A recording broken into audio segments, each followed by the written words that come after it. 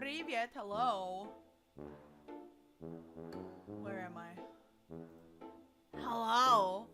Welcome, Kino. Hi, Kino. Welcome in. Thank you so much for joining us this evening on stream.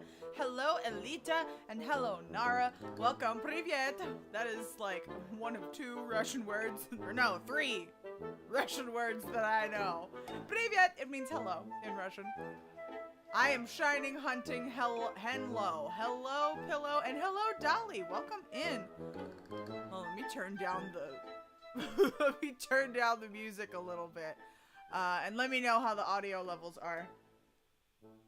But I thought having some Russian folk music might be fitting. So, I found some. Welcome in. Welcome to our first Cryptids and Folklore class of the year. I'm very excited. And we're diving into Slavic legends, myths, and folklore today, so that's exciting. The beverage of the evening! I have a cup of decaf English breakfast, Builder's Brew, just how I like it, and of course my usual 20 ounces of water. Ah, tasty. The folk music is a nice touch, but I'd be just as entertained listening to the Tetris theme for hours. Actually, if y'all haven't seen the Tetris movie, it's pretty good. My partner and I watched it, and it's basically about the story of how they got Tetris out of the Soviet Union and, like, distributed to the world. And that was a really interesting story. I'm trying to remember if I have a special room for class or if I just have... It's now Cryptids and Folklore, so does that mean we can cover stuff like Koshchei, who is a recurring character and not a creature? True! I mean, I just noticed that we were going into stuff that wasn't always exactly cryptids. Like, we were getting into some myths and legends and things. So, yeah, we can look into stuff like that. I'm down. Anything kind of, you know, legendy and spooky and mystical. Koshchei, okay. Alright. Ah, I do have a thing. Ta-da! There we go. Okay, so we're gonna change the current spooky. We'll look into Koshchei in a minute. But we're gonna start off with my favorite bitch, Baba Yaga.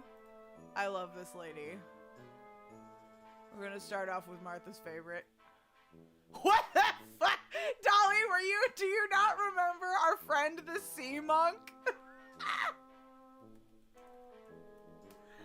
Oh, it does look like a stingray skeleton. That's funny as hell. Okay, let me get a proper picture of Baba Yaga.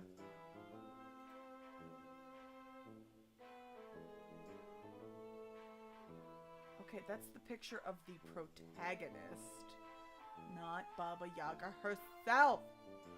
Where is my woman? What's up, Sparkle Smash? Hello, friend. Glad to have you back.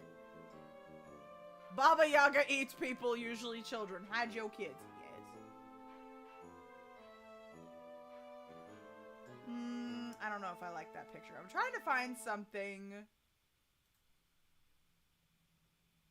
Again, that's the protagonist. Cool picture, but not of the lady herself. Is this? This says Monster Wiki. Is that like actual monsters or is it a game?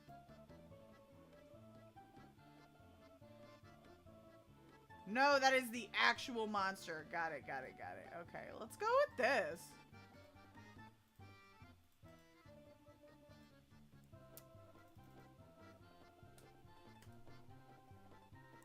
I was telepathically hoping you would stream tonight. Well, I always post the stream schedule on my YouTube community tab on Twitter and in the Discord server. So I usually stream 3 to 4 times a week. So, but I'm glad that you wanted me to stream and that I did. What a lovely, exciting little coincidence. Ooh, that's the wrong button. There we go. Let's make sure we see all of her. Okay. There she is. There's Baba Yaga. Now, we don't see her house, but there's her and her flying, cauldron. Ooh, there's a Czech version of Baba Yaga. Jezibaba? I don't speak Czech. I am not of Czech ethnicity, so I apologize. I know nothing. Jezibaba is usually helpful, though, as long as you're respectful. I don't know if that's the case with Baba Yaga. No, I don't think that is, but let's find out. Let's talk. Chicken feet and fiery skulls. Tales of the Russian witch, Baba Yaga. Despite her appearances in numerous folk tales, Baba Yaga is one of the few creatures of fairy tale. Oh, no, wait. I want to skip past the author's note. Hang on.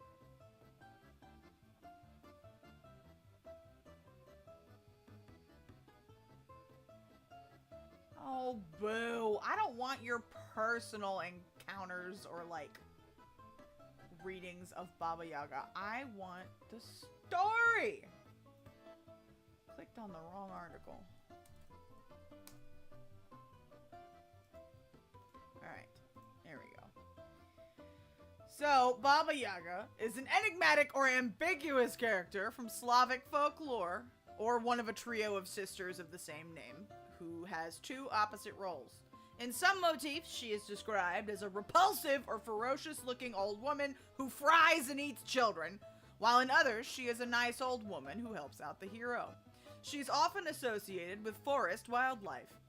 Her distinctive traits are flying around in a mortar, wielding a pestle, and dwelling deep in the forest in a hut standing on chicken legs. Okay, I see now that it's a mortar and pestle. I thought it was a cauldron. I also like this illustration. It's interesting. I don't know. I always thought that mortar and pestles were made of stone, but these seem to be made of wood, which is interesting. I love her! Oh, man. Okay, ooh, yeah, so Elita, I'm seeing different versions of Baba Yaga in Ukraine, Poland, Serbia, Croatia, Bosnia, Bulgaria. Interesting.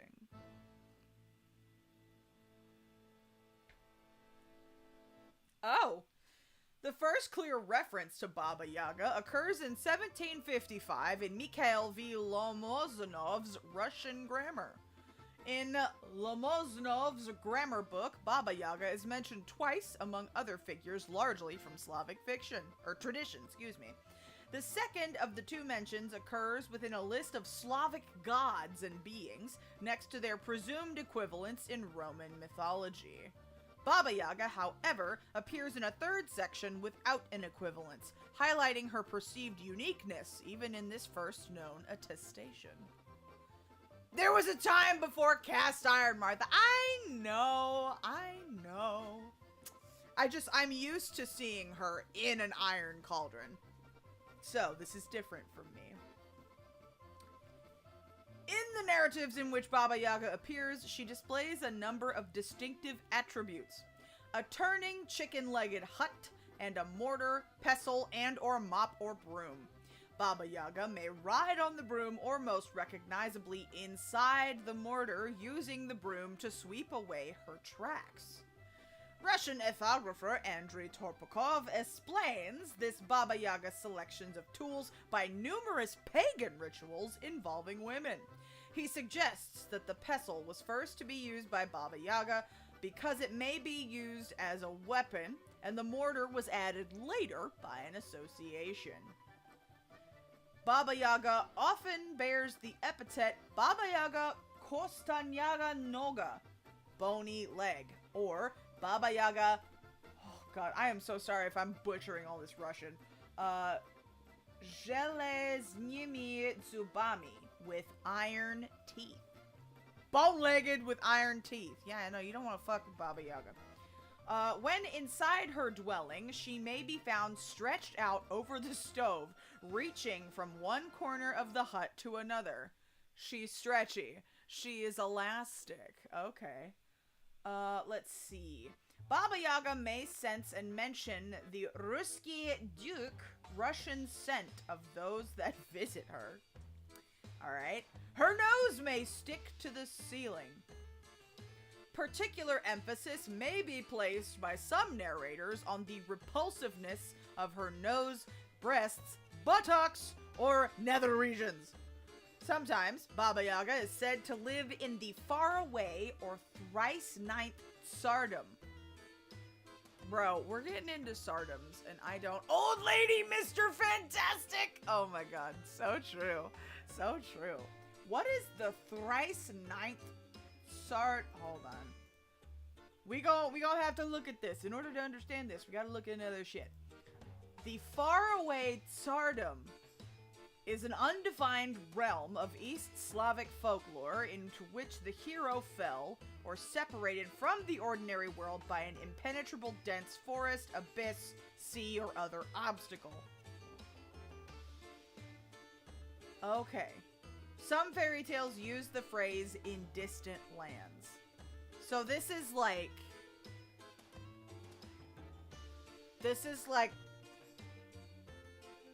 Man, Russians just made their own, like, Middle Earth. They're like, this don't happen in the real world, but, like, in this portion of Russia, which doesn't actually exist. Okay.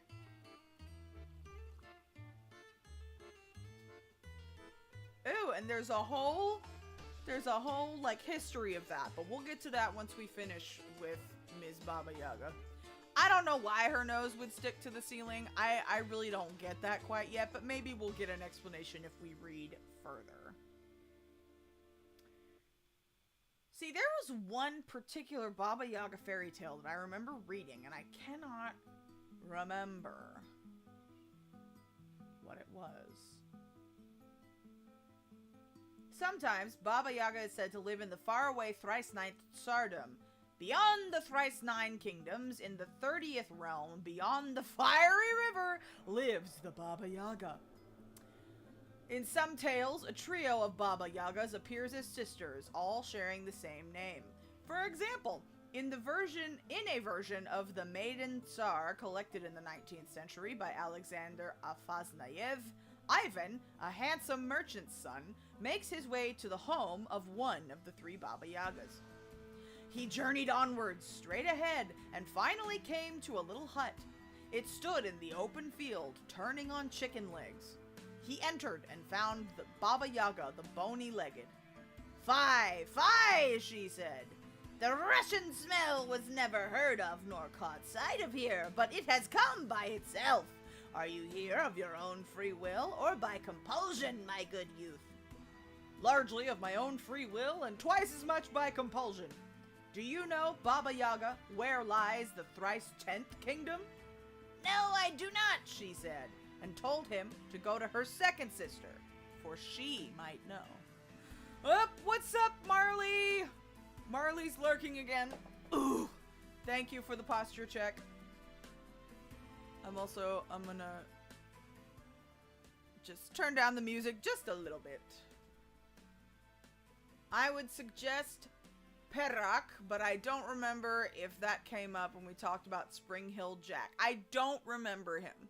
So we could take a look. The Russian Three Little Pigs! I don't know. I think it might be more grisly than the Three Little Pigs. But that's my, idea. Ivan walks for some time before encountering a small hut identical to the first. This Baba Yaga makes the same comments and asks the same question as the first, and Ivan then asks the same question. This second Baba Yaga does not know either and directs him to the third, but says that if she gets angry with him and wants to devour you, you take 3 horns from her and ask her permission to blow them. Blow the first one softly, the second one louder, and the third louder still. Ivan thanks her and continues on his journey. After walking for some time, Ivan eventually finds the chicken-legged hut of the youngest of the 3 sisters turning in an open field. This third and youngest of the Baba Yagas makes the same comment about the Russian smell before running to wet her teeth and consume Ivan. Ivan begs her to give him the 3 horns, and she does so. The first he blows softly, the second louder, and the third louder yet. This causes birds of all sorts to arrive and swarm the hut. One of the birds is the firebird, which tells him to hop on its back or Baba Yaga will eat him. He does so, and Baba Yaga rushes him and grabs the firebird by its tail. The firebird leaves with Ivan, leaving Baba Yaga behind with a fistful of feathers. My goodness. See, I thought it was only one story with her, but apparently she seems to just she just exists everywhere. Ooh, she does kind of sound like the Fates. I can definitely see the similarity between them. Oh. Baba Yaga appears on a variety of lubki, or singular lubok, woodblock prints popular in the late 17th and early 18th century Russia. In some instances, Baba Yaga appears astride a pig going to battle against a reptilian entity referred to as crocodile. Some scholars interpret this scene as a political parody. Peter the Great persecuted old believers, who in turn referred to him as a crocodile. Some lubki feature a ship below the crocodile with Baba Yaga dressed in what has been identified as Finnish dress. Peter the Great's wife, Catherine I, was sometimes derisively referred to as the Chuchonka, Finnish woman. A lubok that features Baba Yaga dancing with a bagpipe-playing bald man has been identified as a merrier depiction of the home life of Peter and Catherine. Alternatively, some scholars have interpreted these lubki motifs as reflecting a concept of Baba Yaga as a shaman. See, I thought she was a witch. The crocodile would in this case represent a monster who fights witches, and the print would be something of a cultural melange that demonstrates an interest in shamanism at the time. Huh. Either she can be seen as a literal evil witch, treated somewhat humorously in these prints, or as a figurative witch, an unpopular foreign empress.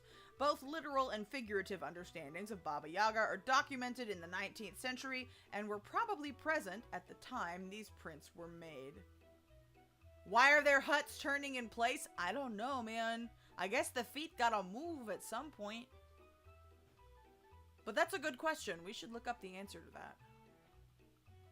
Jezzy Baba usually helps out the protagonists of stories, but she also eats kids and stuff. Alright.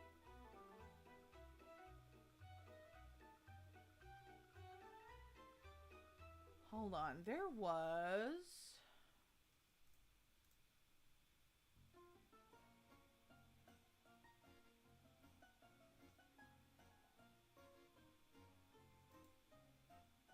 There was a specific story that I was interested in. Where are you at?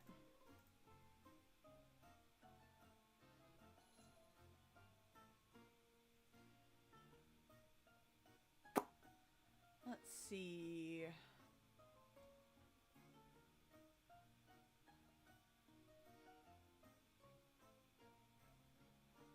Where is...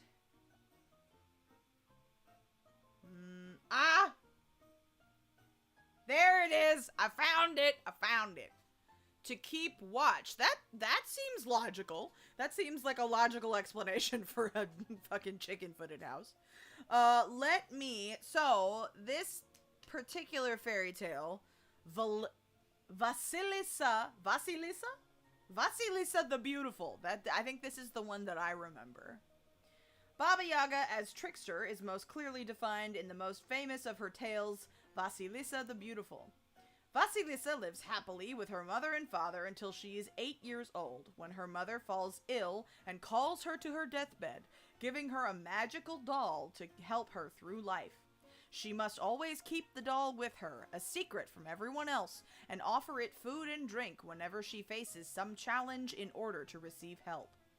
After her mother's death, her father marries a woman with 2 daughters who is envious of Vasilisa's beauty and abuses her, giving her harsh tasks, which her father can do nothing about since he is away on business trips. Vasilisa is only able to accomplish these tasks through the help of her doll. Okay, so this is very much Cinderella. It's Russian Cinderella, and I guess the doll is like the fairy godmother, maybe? There's a fox on YouTube named Vasilisa. That's interesting.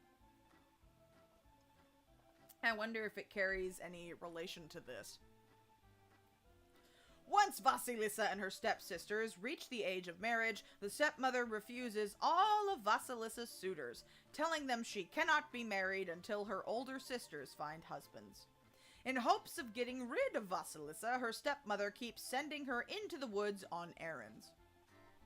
Now deep in this forest was a green lawn on which stood a miserable little hut on chicken legs.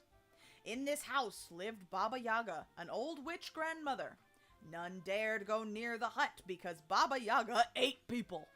Vasilisa's stepmother kept sending her into the forest in the hopes that she would meet the witch and be consumed.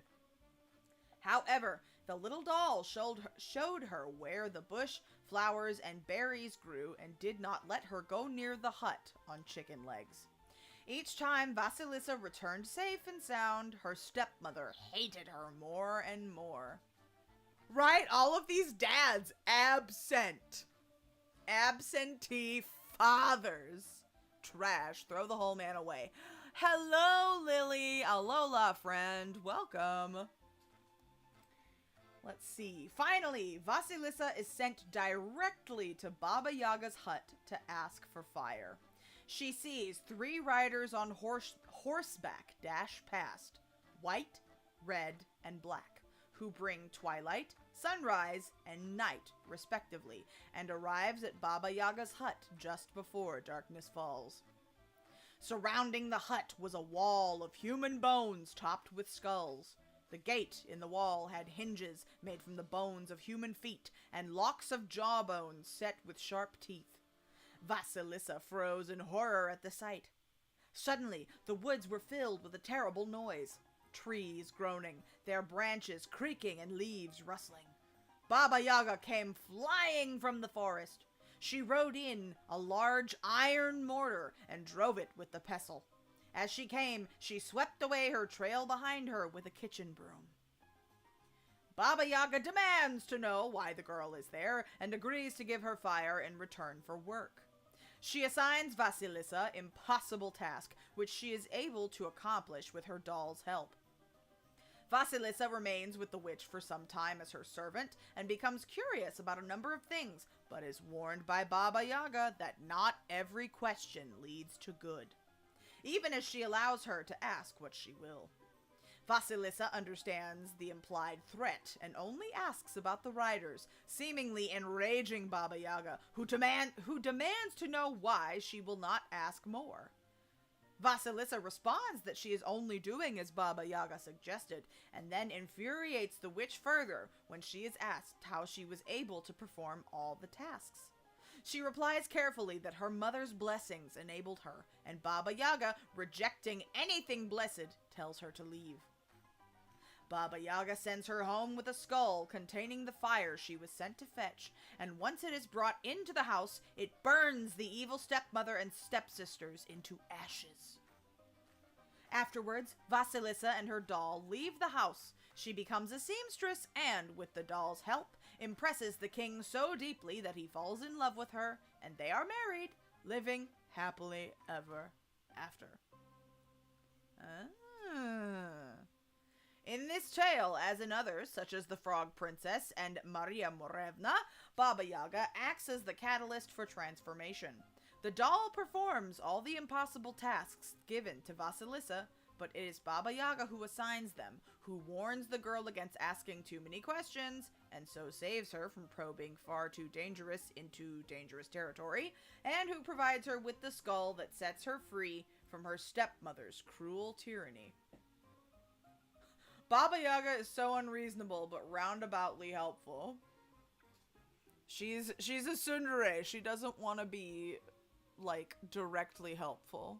You have to do all of her stupid little tasks first.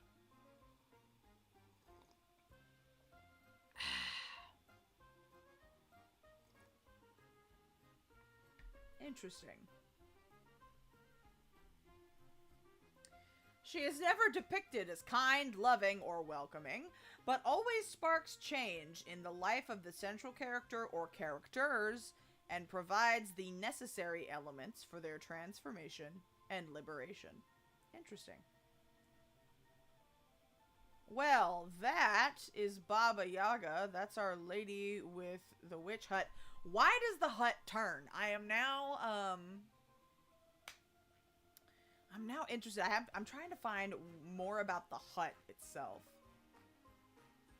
Sounds like the Baba Yaga in this final story gave actual reasonable advice, even in today's standards. True.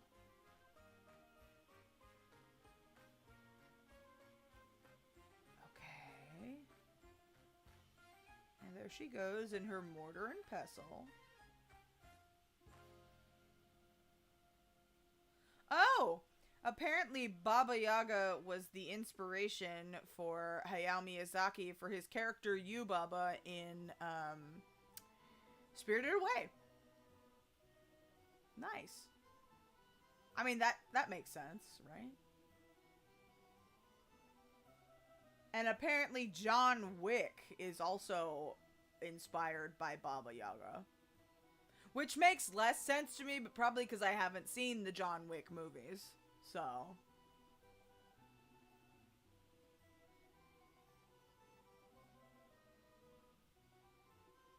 Interesting.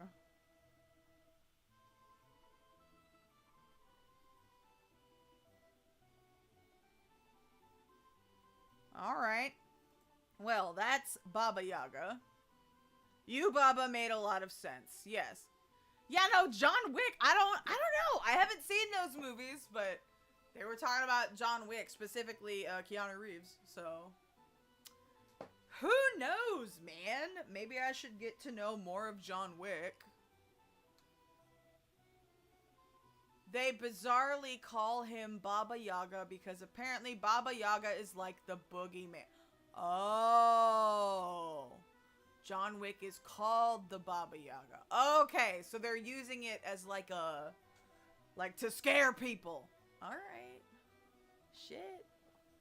So many cultural references that I am learning here. Okay, so.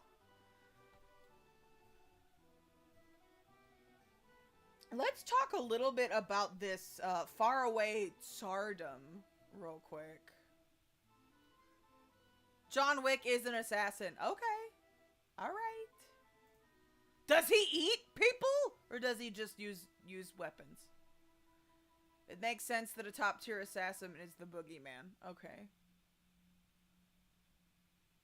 So this faraway tsardom that a lot of these like fairy tales and stuff take place in.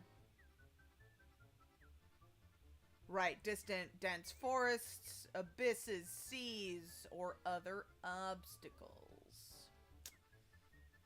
In this distant land, a proud and domineering princess reigns. Serpents, the firebird, golden mane horses live, rejuvenating apples grow, springs with living and dead water flow. What is dead water? That's what I want to know. How can water be dead?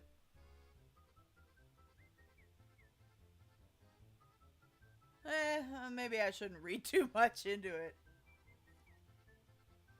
Sometimes, this realm is located underground, but it can also be located on a mountain or underwater. Interesting. If it's stagnant? Yeah, I was thinking like still water, but like, I don't know, dead is it's a very specific adjective. The firebird is always golden in her hot feathers.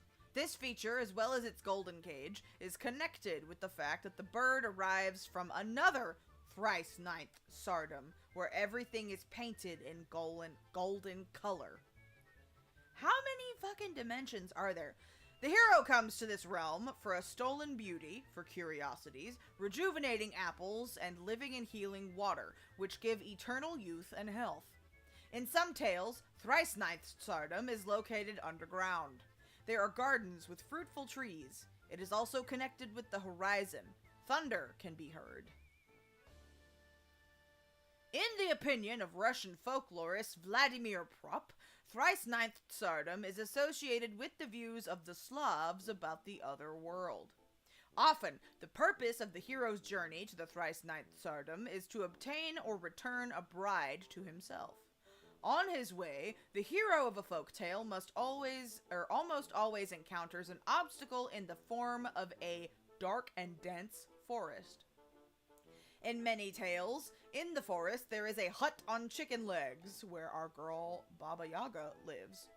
Sometimes the faraway realm is separated from the familiar world by a fiery river with a bridge, sea, or abyss. Yeah, stagnant, not flowing.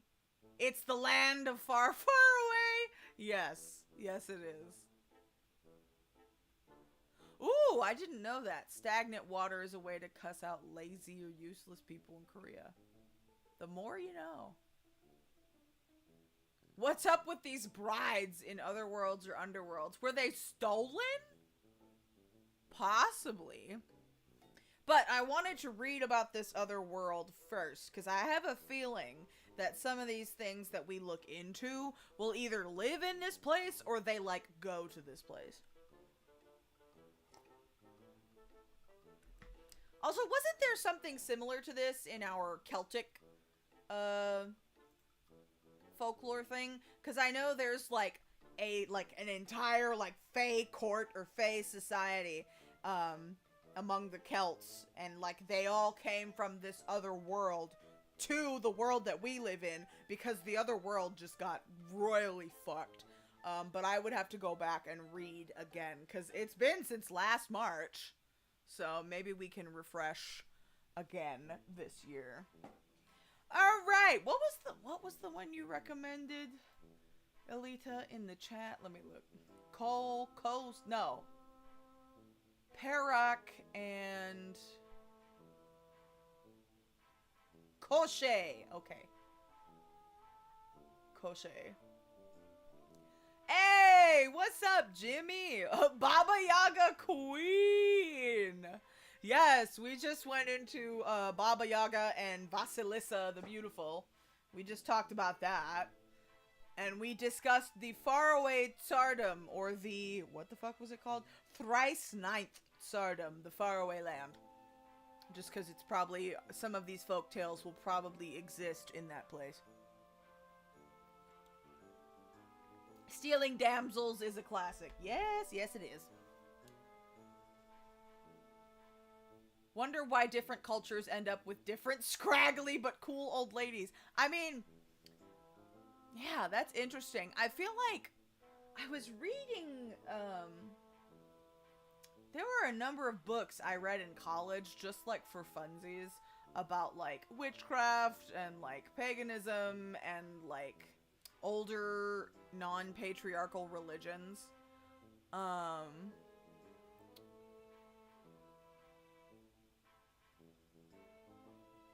And, like, there's this whole, like, maiden mother crone thing. Like, that's kind of the life cycle of a goddess.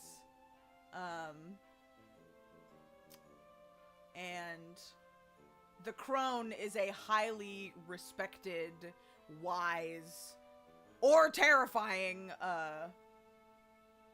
entity. And Baba Yaga definitely fits in with the whole crone thing. Like, she gives advice, she is wise, but she is very powerful and can fuck you up if you cross her. Yes! Sparkle Smash gets me. No, I was really... Yes! The Morrigan! Bruh. Okay, so we didn't talk much about the Morrigan, back in last March, because we were talking more about Breed, my girl. I love her. But I've been learning to love the Morrigan more. But yes, the Morrigan is definitely a triple goddess, and she... Ooh, she is a powerful lady.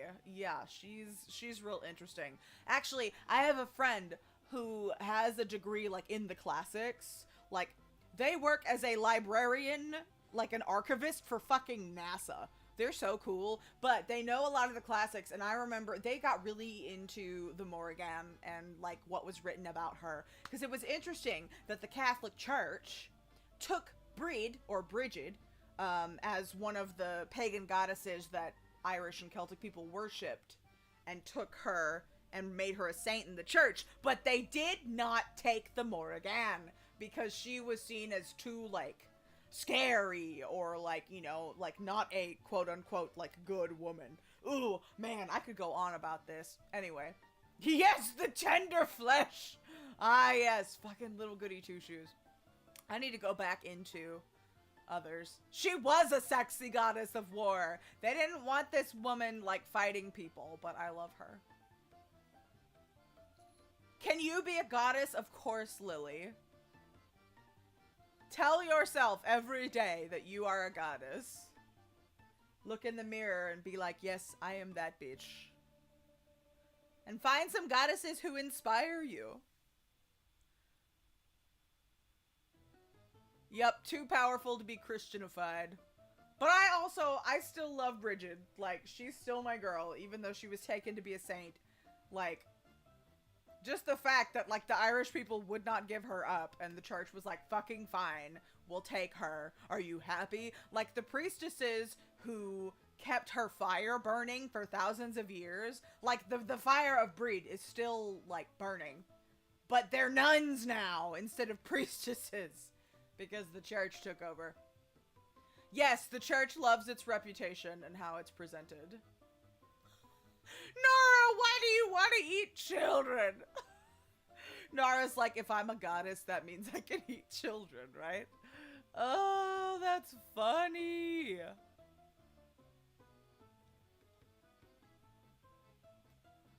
Oh, man.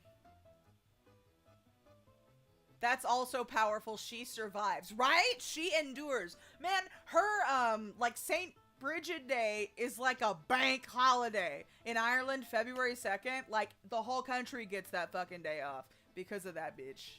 And I love that.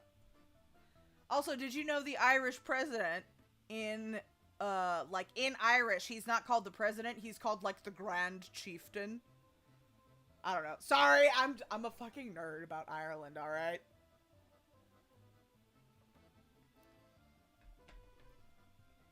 But we'll get back to our we'll find some more. Yes! Oh my god! You are correct, Sparkle Smash. Are we the same person? We have very similar vibes. You were correct.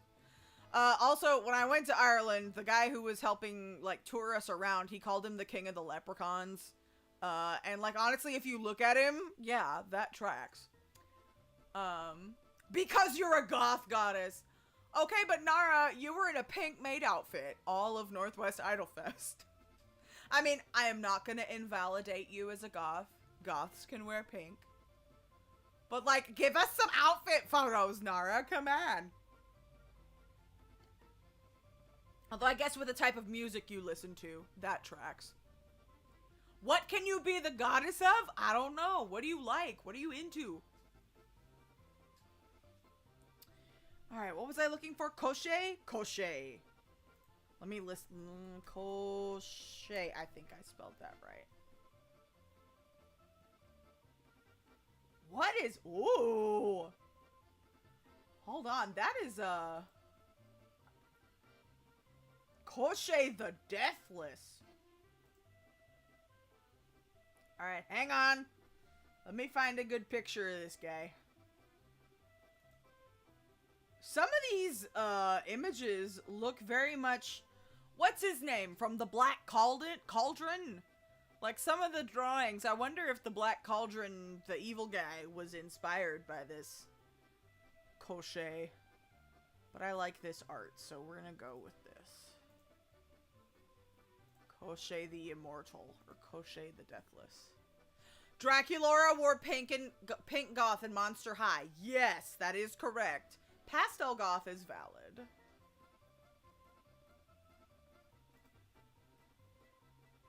Black Cauldron was good, but too spooky for kids. Correct. It was also very long in regards to a children's movie. Look at these bitches. They call themselves the presidents or prime minister. I am the Grand Chieftain. Yes, that is exactly what they did. They are lost, but I used to have full vampire goth regalia back before the goth clubs went. Ooh, you were like an OG goth in the 90s? Bro, that's so cool. Pillow's the goddess of sandwich wraps. That's funny. I strongly suspect that Koshei is the inspiration of a character for Fate Stay Night, but there's no confirmation. Evil Wizard! Yes! Wait, there's Black Cauldron books? I had no idea. Maybe I should read the books. I was looking for more fun books to read. Koshei. Did I spell that right? Yes. The Immortal. Bro! An entire series? That's so cool. Okay. Picture. Lloyd Alexander. I should add a book section to Discord. What's up, Cloud? We're doing Slavic folklore, Cloud. Although first I need to get the picture in its correct dimensions. Oh shit. Here he is on his horse.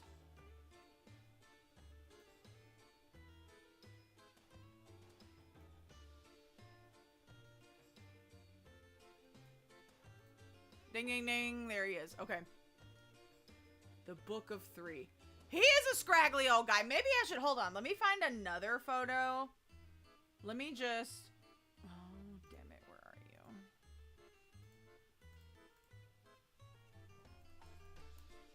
Because there was one in particular that reminded me of... Hold on. Let me change my screen. Look at this guy. Oh, bleh. Ooh, there's a whole podcast episode on this guy. See, look. Where's my zoom button? Zoom. Look at him! He looks... He is a scraggly... Tonight's theme is scraggly old people. Yes, cheers to that. I'm into it. But doesn't this guy remind you of what's-his-face from the Black Cauldron?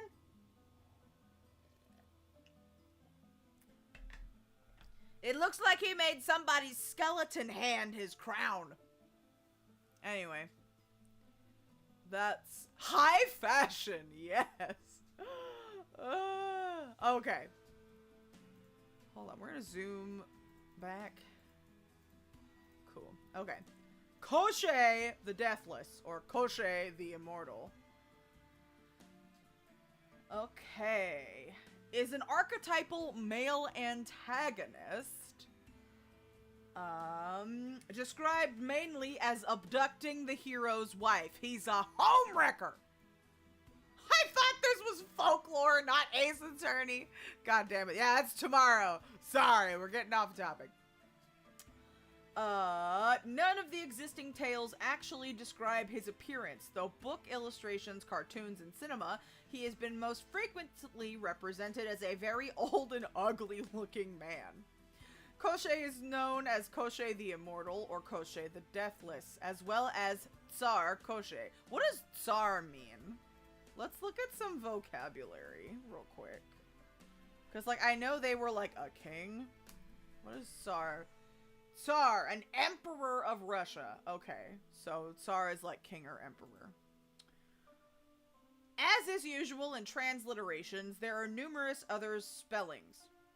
The spelling in Russian and other Slavic languages suggests that the name may be derived from the word kost, meaning bone, implying a skeletal appearance. Got it. What's up, Elliot? Welcome, welcome. I hope you enjoyed your dinner. Yes, the Tsar. I'm seeing mostly the T spelling, but I have seen the other spelling before. Koshei cannot be killed by conventional means, targeting his body. His soul is hidden separate from his body inside a needle, which is in an egg, which is in a duck, which is in a hare, which is in an iron chest. Sometimes the chest is crystal or gold, which is buried under a green oak tree. which is on an island. God damn it.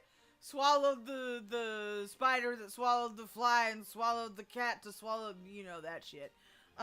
So he's got a Horcrux, but it's layered. Okay, which is on the island of Buyan in the ocean. As long as his soul is safe, he cannot die. Where is Buyan? Buyan is a mysterious island in the ocean with the ability to appear and disappear using tides. Interesting. So it's not an actual place. Got it. Okay. Soul Turducken! Oh my god, that's so funny. Ooh, we love hibachi. That sounds good. In the soup aisle! Why are you at soup? We're looking for souls! The character I think is inspired by Koschei is an immortal old guy who is several hundred years old, born in the Russian Empire. You could say that the love interest is his captive. Also, his soul is in a worm that is hidden inside. Okay, yeah, no, that makes sense. In the soup aisle. We're at soup. Let's see. As long as his soul is safe, he cannot die. If the chest is dug up and opened, the hair will bolt away. If the hair is killed, the duck will emerge and try to fly off. Anyone possessing the egg has Koschei in their power. He begins to weaken, becomes sick, and immediately loses the use of his magic. If the egg is tossed about, he likewise is flung around against his will. If the needle is broken, Koschei will die. That is a good question. How do you fit a duck inside of a hare? Hair like the rabbit. Yeah, I don't know how you fit a duck inside of a rabbit. Is it a baby duck? Rabbits don't eat meat. How is this bouillon? Duck bouillon. It's a little cube. Yeah, I guess small duck, large rabbit, but like, all right. What kind of carnivorous rabbits they got in this place? No, Lily, not shoes. We're at soup.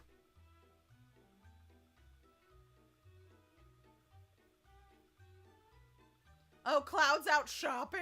Okay. Well, thank you for taking us along on your shopping trip. Okay, wait, so we've got a chest which is buried under a tree and an island. So it's on an island, buried under a tree, in a chest, in a hare, aka a rabbit, in a duck, in an egg, and then the needle is in the egg. How did we get the needle in the egg? Alright. Let's see. Ooh, the death of Koschei the Deathless is a Russian fairy tale. Let's see that. Koschei also appears in Russian versions of the Frog Princess. Ooh! Okay, I didn't know this. You know what? So, the concept of a Horcrux in Harry Potter is based on this guy. Got it. And then the Don Bluth film, Anastasia, one of my favorites, their portrayal of Rasputin draws a lot of inspiration from Koschei. So, like, they took this historical figure and they're like, but what if we made him magical and immortal? Let's like merge this historical figure with this scraggly old mythical man. Cool, great, love it. Alright. Alright, the death of Koschei the Immortal. Ivan Tsarevich had 3 sisters. The first was Princess Maria, the second was Princess Olga, and the third was Princess Anna. After his parents died and his sisters got married to 3 wizards. How many wizards are in this country? I know the clothes and soup lore, yes. I know it. This guy met soup. Why are you at soup? I don't know. Yes, I know that lore.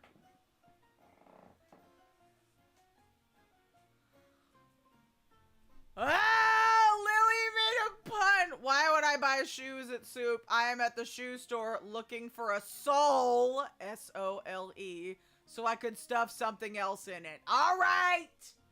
All right, you with your puns. You with your terrible puns. Jimmy, I thought one drawing reminded me of Rasputin and Anastasia. Yup. Yup. That's it.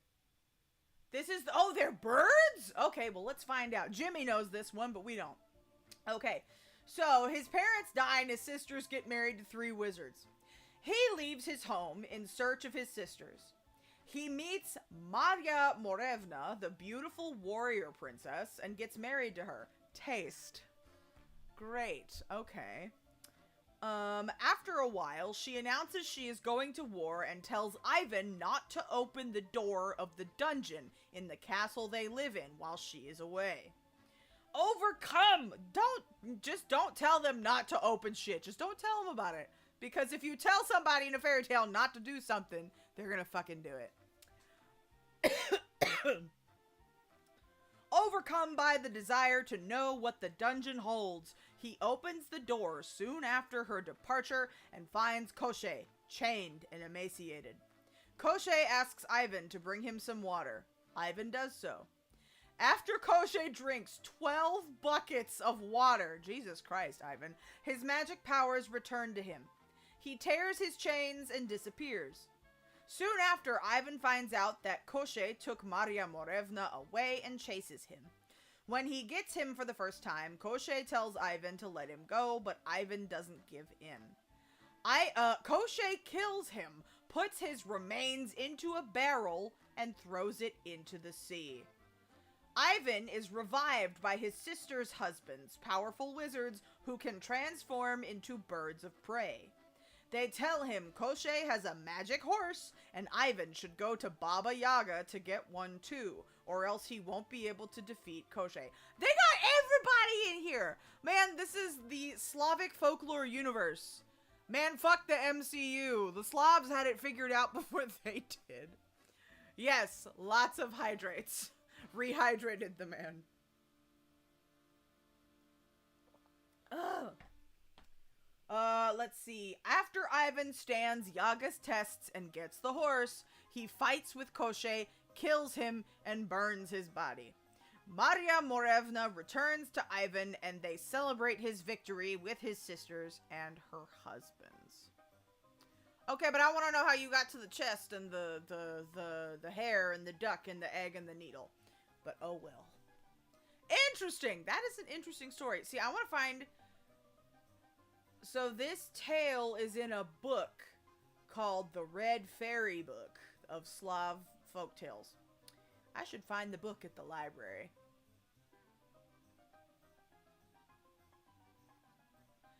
My mind... Oop. My mind always goes to phylacteries? Did I say that right? Before they go to Horcruxes. In fact, that's how I explained Horcruxes to friends who didn't read Harry Potter. I said he's a leech with 7 Okay, interesting. Hashaku-sama cosplay now on Discord. Hell yeah. They seem like a fun group, the 3 sisters, wizards, Ivan, and the warrior wife. I agree! That sounds gay as hell. Like, bring me into the weird friend group. Step 1, open dungeon. Step 2, step 3, profit. Yes. Oh, that's funny. Okay, well that was an interesting little story. Sorry if you hear the vibrating. My mother keeps sending me memes, and I will have to look at those later. What's this Russian version of the Frog Princess? Hold on.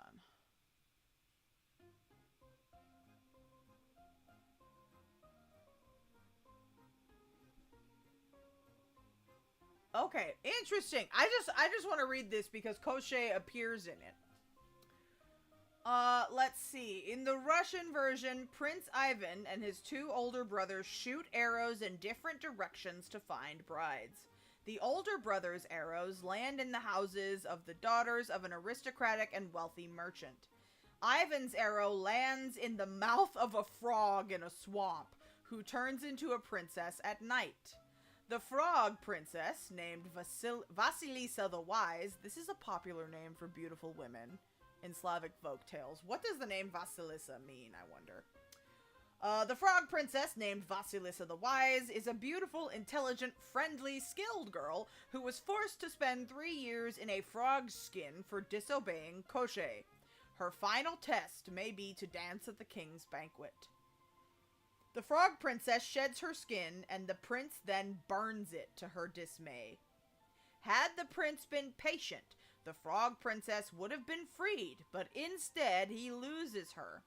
He then sets out to find her again and meets with, guess it, Baba Yaga, whom he impresses with his spirit, asking why she has not offered him hospitality. Damn.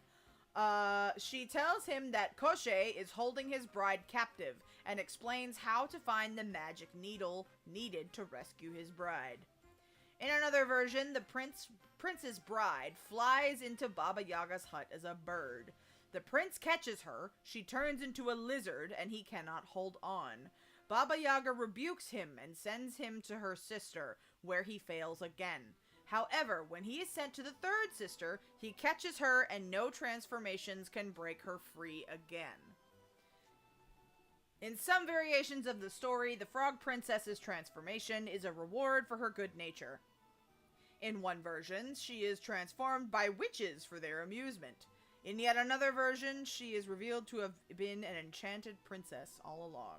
So in the Russian version, it's not the frog prince, it's the frog princesses. Interesting. Okay. Alright. I'm into it. All right, Koshchei the Immortal with the multiple things. Okay, let's take a look. What was the other one you suggested? Perak?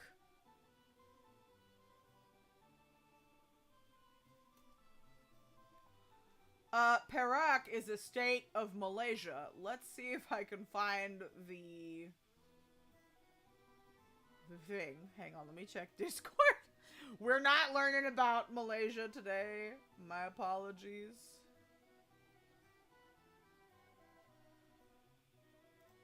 Hold on, I need the little doohickey on it. Where is it?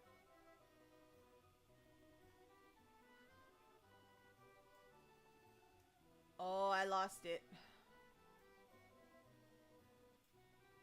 Thank you. The Spring Man of Prague? Is Czechoslovakia considered, or like Slovakia and Czechia, are they considered Slavic? Ooh.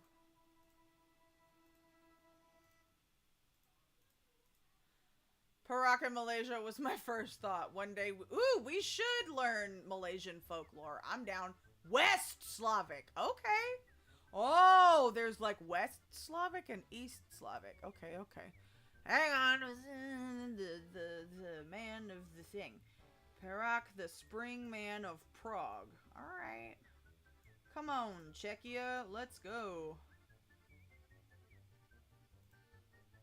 Where you at?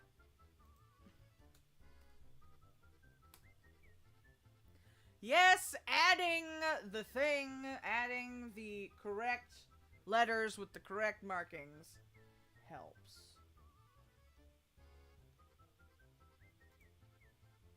Ooh, he's even listed.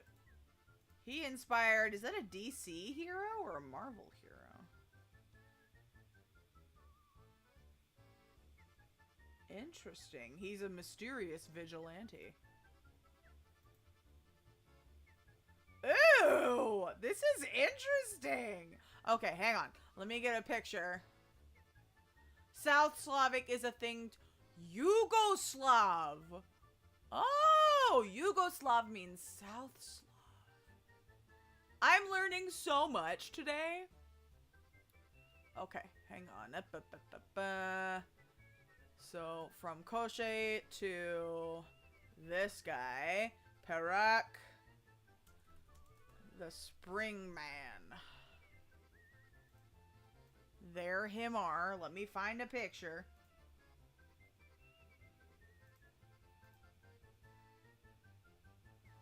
Ooh, here's some art in Czechia. Hang on. Somebody did him a mural. Let's talk about it. Yoink!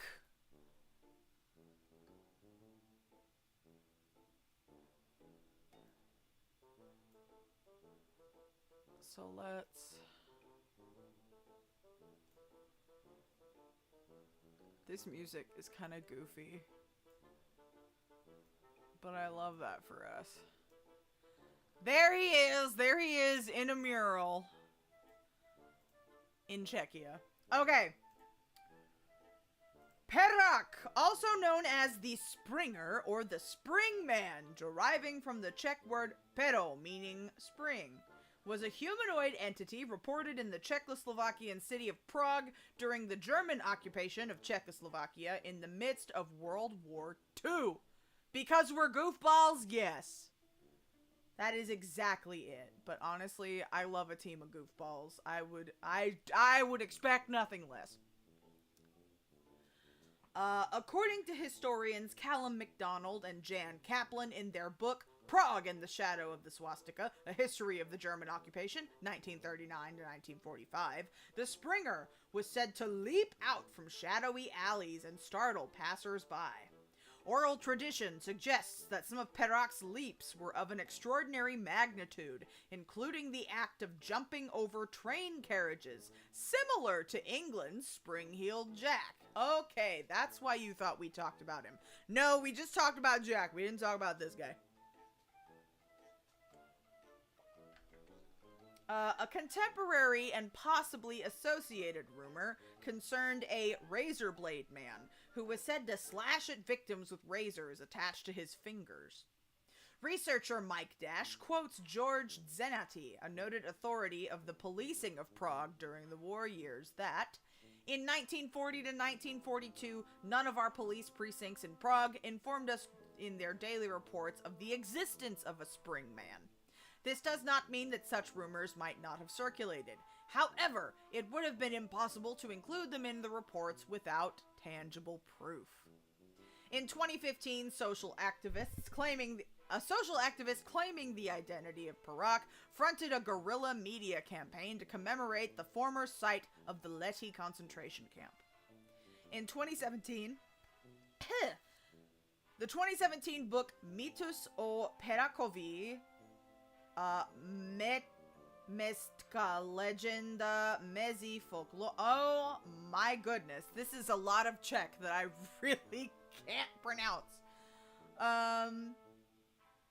In this book by Czech folklorist Peter Janeček offers a comprehensive survey of the Perak phenomenon, tracing a history from the figure of Spring-Heeled Jack in England during the early 19th century through to Czech folklore before, during, and after World War II, and then into popular culture via a succession of speculative fiction novels, comic book treatments, and other works of fiction. At first, Perak was seen by the populace as a menacing, almost demonic figure to be feared. Early versions of the story have the mysterious apparition scaring or chasing and terrorizing innocent people, and even killing or R-wording citizens, and people began to avoid going out at night or refusing to go to work night shifts at the weapons factories, to the extent that it even had a negative impact on the Nazi arms production output. However, this image as a sinister and diabolical boogeyman quickly changed. Word began to spread that Perak was starting to turn his attention on the German occupying forces, sabotaging their equipment and leaping from the shadows to slit their throats before bounding away. The being was usually depicted as a somewhat spectral man dressed in all black and wearing a strange mask with shiny red eyes. Most notably, this stranger was said to have the astounding ability to make superhuman leaps of extraordinary magnitude. Okay. There There are several explanations as to what the creature could be. Theories include a human prankster, an extraterrestrial, a hoaxer or rumor, a demon who came to punish the wicked, an angel who came to clean the earth, a man taking the law into his own hands, aka a vigilante, a ghost of a soldier who seeks revenge and to terrorize the Nazis, and a supernatural being. But there are no, like, concrete encounters that we can find. But there's a lot of him in media.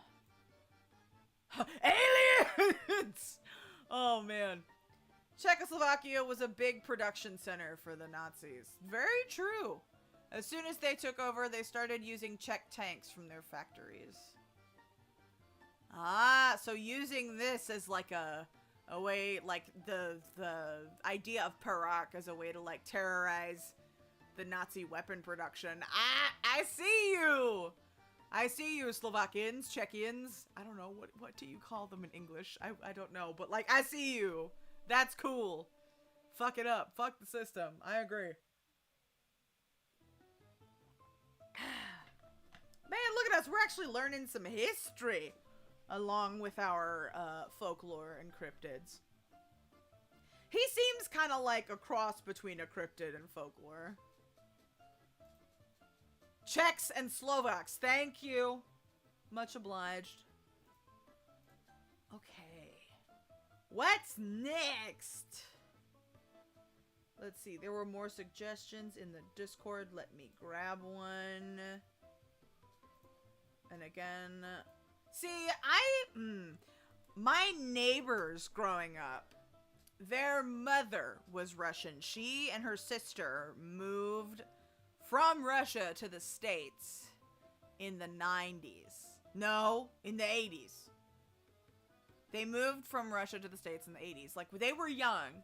Or was it I don't know. They moved from the Soviet Union to the US. And my neighbors would go to Russian school. Like, they would finish normal school and then, like, 3 days a week would go to Russian school to learn to speak and write in Russian. And then her sister and her kids lived, like, just in the cul-de-sac, like, a block away. So, like, I heard Russian growing up. But, like, I never learned. I learned, like, 3 words. I didn't actually, like, learn any of it. But, like, I would pet sit for them, because they're a very outdoorsy family. Like, they would go on, like, hikes and trips and stuff. And so Martha would go pet sit all their, like, the dog and the cats and the bird. And there would be all this, like, they had cabinets of, like, Russian, like, memorabilia and books and, like, vinyl records and sheet music. So it was really cool.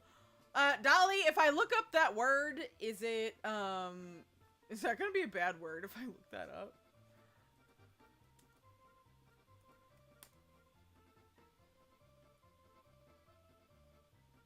Yeah, it's vulgar. Okay, yeah. That's like fucking shit or literally bitch whore. Okay. Damn. Why do you need- Why? Oh, niet! Yes, I know niet. Привет. До свидания. What else do I know? I know one more word. What is it? Нет. Привет. До свидания. I guess now I know this. I'm not gonna say that. I'm not gonna do it. Borscht. No, I really... Like, learning Russian and, like, being able to read Cyrillic would be really, really cool. Back in college, I almost got to, like, work through and sing a Russian, like, art song by Rachmaninoff. But then my teacher was like, just kidding, we're gonna try and have you sing in French. And, like, honestly, I think the Russian would have been easier for me. For some fucking reason, my brain just does not... French does not compute as well for me. But, like, I'm a language nerd, so All us immigrant kids having to go to our heritage language school on the weekends. Oh, Cloud is leaving! Good night, Cloud! Sleep well, friend. Thank you for joining us as always. Where is that message? I don't know. Where did it go? Ah, there it is. Good night, sleep well!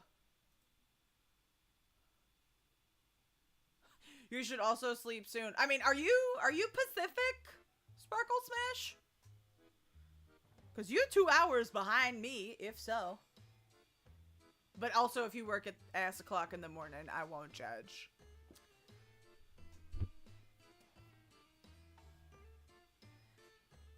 Oh, you're Eastern! Oops, my bad. I guess for some reason, since you know all, like, the West Coast idols, I associated you with someone on the West Coast. See, I wish my ass could have learned, like, Gaelic, like Irish Gaelic as a kid. Or, like, Italian, because, like, those are my big... I did learn some German, though, because I do have German ancestry, so I did study some Deutsch. But, no, I'm just a language nerd, so I'm all about it. Alright, I am not gonna look at the bad words anymore. Ooh, this is, what is this? Permonik? This is all in Czech. No, I can't read that. Let me find an English source for this thing. So many cool languages, how do you even choose? I know.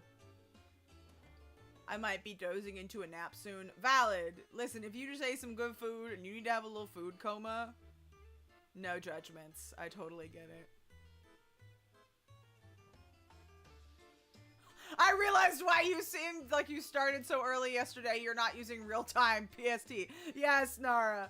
I started at 6 p.m. CST, which is my time zone, and you're in PST, so it was early for you.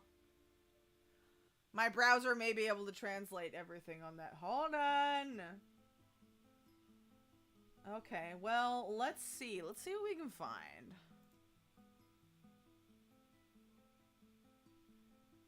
Demon.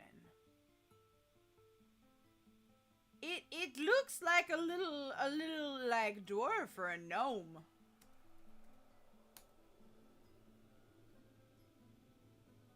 Oh. Let's see if this works. No, that's not gonna... Okay, so we're gonna go back. And we're gonna click on that. And we're gonna put that. Oh, you know it just because of Northwest Idol Fest. Valid. Single brain cell only understands PST. Valid. Well, for a demon, he looks pretty cheery. Also, why am I also getting pictures of, like, sausage or salami?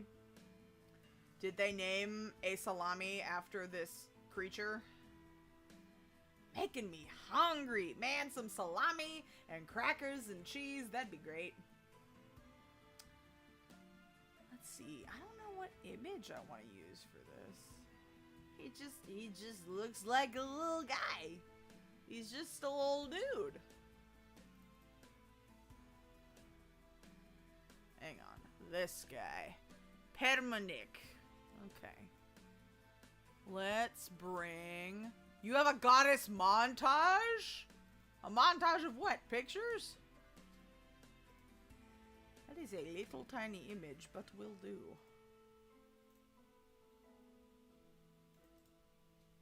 Okay. Tiny little gnome man. Hang on. We fix... Why am I going into stereotypical Eastern European accent? Was something I used to do all the time with my neighbors. Okay, there he is. Little man. Very small.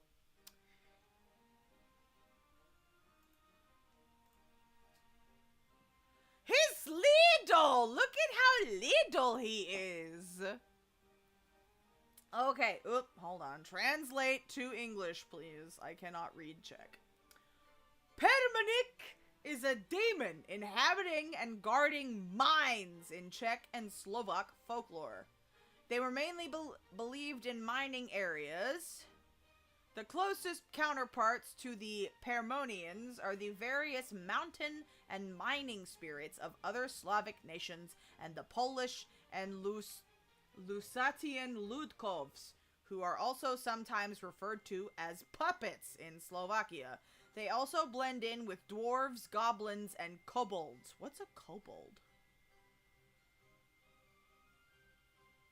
Oh, hold on. We'll look at some kobolds. Kobold. Alright, hang on. Oh yes, make your goddess thing. Definitely. I was just, you know, making something so you learn about what goddesses inspire you and all that.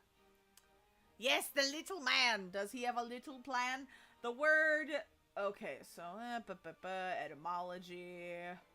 Permonians are characterized by a large head, broad shoulders, and short legs. They are dressed like miners and carry a torch in their hand. Their discovery heralds misfortune, but it can also mean the discovery of a vein of precious metal. And hearing them work brings good luck. When a miner met a Permonian, he was to greet it with a loud and immediate "Hail God!" And if the creature stepped into his path and refused to move away, he was to crawl between his legs. They could be swayed by sacrifices and compliance with mining customs. They could be angered, mainly by whistling and other noise, or by disrespecting their orders and prohibitions. Angry, tiny little man. How are you gonna crawl between his legs if he's so little? I don't know how you would do that. I guess you better give him a sacrifice. What kind of sacrifice? Valuable objects, animals, or people. Okay, great, awesome. I'd rather go with the valuable objects first. Enjoy your lurking, Elliot. Oh shoot, Jimmy, I didn't even see your hydrate, but I've been drinking tea throughout this whole thing. Thank you. Just spam that hydrate emoji at me. Oh, also I saw that the emote slots have increased, so I need to make some new emotes. Alright, Tiny Minor Demon Man. Alright, we love him. He's cute. But I would not want to get on his bad side. Ooh, let's talk about... Ooh, this one sounds interesting. Cornflower Wraith. Let me look.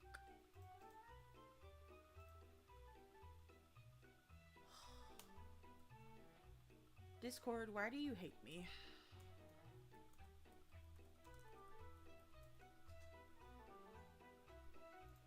Okay.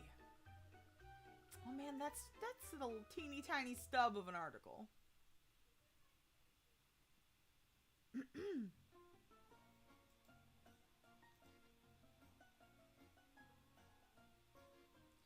Okay, there are two similar things, so we'll talk about those. Cornflower Wraith. I will, yes, regain my magic like Koshe. Give me 12 buckets of water immediately. Okay, let's talk about... Okay, it seems... Ooh! This is interesting. Lord, the Slavs got demons in broad daylight over here. Not just the nighttime.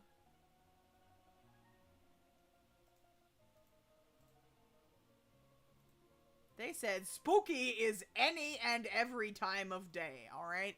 I'm also gonna, Elita, list the specific name of this one type of Cornflower Wraith, or this one specific Cornflower Wraith. because her name kept popping up. So, let me...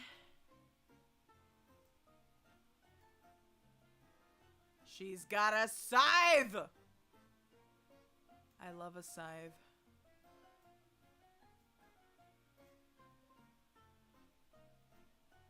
Okay.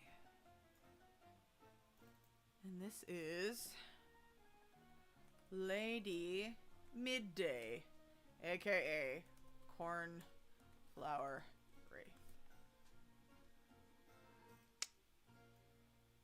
Okay, let's bring that in. Oh, damn it. I gotta make this real small. Beep.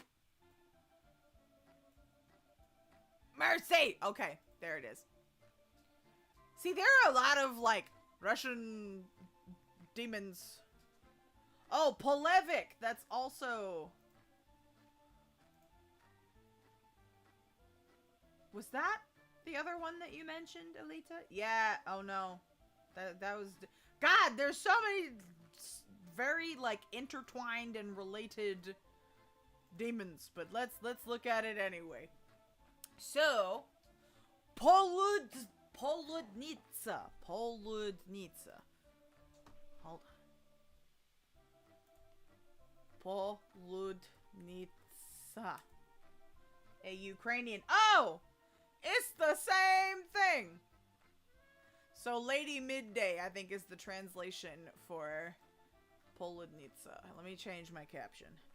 Poludnitsa, aka Lady Midday. There we go. Perfect!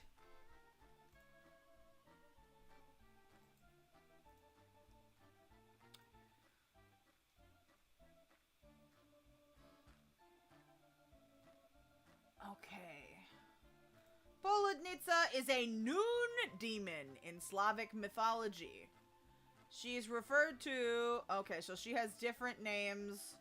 Habernica and Chabernica in different languages. She can be referred to in English as Cornflower Wraith, Lady Cornflower, or Cornflower Witch, similar to Lady Midday.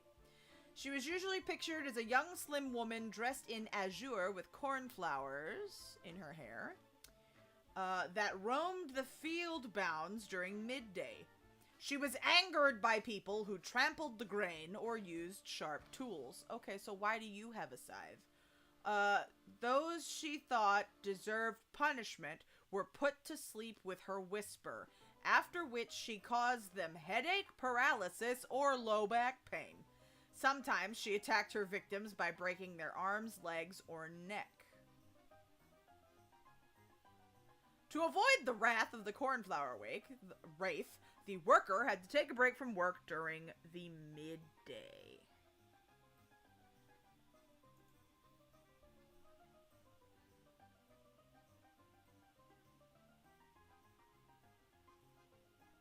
Ooh, this one says, she's said to lead people astray, especially children, and to violently harass people working the fields at noon, pushing their hair, giving them hallucinations and heat stroke, or even decapitating them.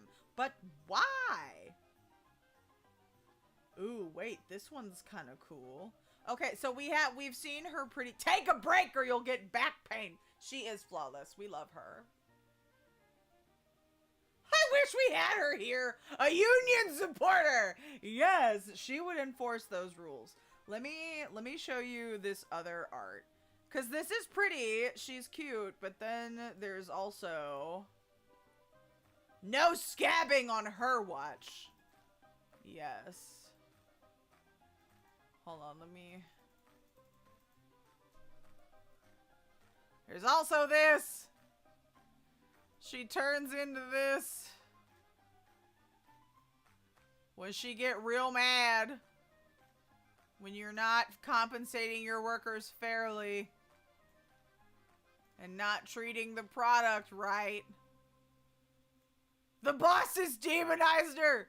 I don't know, I kind of like the art though. I think it's pretty cool looking. Okay. Poludnitsa! Fear the noon. Both the Poludnitsa's translated name Noon and her nicknames of Noon Wraith and Lady Midday tell quite a bit about this demon. The Poludnitsa haunts the fields, especially around noon, as her name implies. There doesn't seem to be a clear origin story for the Poludnitsa compared to other demons. Typically, most demons in Slavic mythology are the restless souls of those who lived unnaturally or died in violent ways. The tales I've been able to find tell of Poludnitsa being women who died within the fields beneath the midday sun, similar to the drowned Rusalka. And actually, we're gonna look at some Rusalka after this, because I love those bitches! In this case, they are cursed to protect the field and avenge their death, which could have been caused by heat stroke or a bandit's attack. Hello, Flu on YouTube. Hello, friend. We're looking into some Slavic mythology, folklore, and cryptids. So if that's your type of thing, strap in. Come along for the ride. Let's see. Foremost, the Poludnitsa's presence was something to fear. Wielding a sickle or scythe, she would appear during midday when it was typical for field workers to rest. It is no coincidence she comes at the hottest part of the day, as heat stroke was another one of her weapons upon unsuspecting workers. Demons were sometimes meant to be protectors of an area in Slavic mythology. The Poludnitsa is no different. There was an odd duality to her, both threatening workers but also protecting the fields. Similar to the Slavic, once again, her role in mythology was to ensure that the fields were worked correctly. Stories of her encouraged workers to rest from the dangerous heat, kept children from straying too far, and warded off bandits. The Poludnitsa's appearance is as frightening as her role.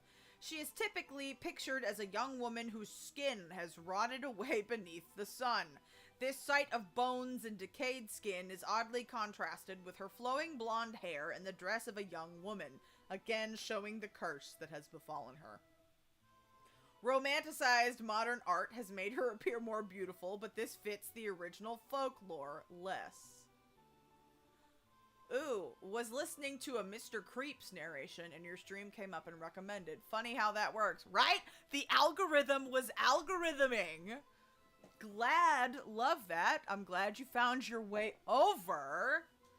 So since you're new, hello, my name is Martha, my pronouns are they, them. I am an idol, VTuber, voice coach, and your trashy godmother. I create safe spaces to celebrate yourself through fandom and living authentically. Welcome! Sometimes I VTube, sometimes I facecam, so like if you go on my YouTube later, please do not be alarmed by the sight of a human face. Stream about cryptids, talking about, yes, so we talk about different cryptids in like different regions of the world. We had an ongoing series about yokai, the Japanese ghosts and legends. We did we do a Mardi Gras stream? I think we did a Mardi Gras cryptid stream last year. We should do it again for like Cajun and Creole myths, and we did one last St. Patrick's Day for the Irish folks and the Celts.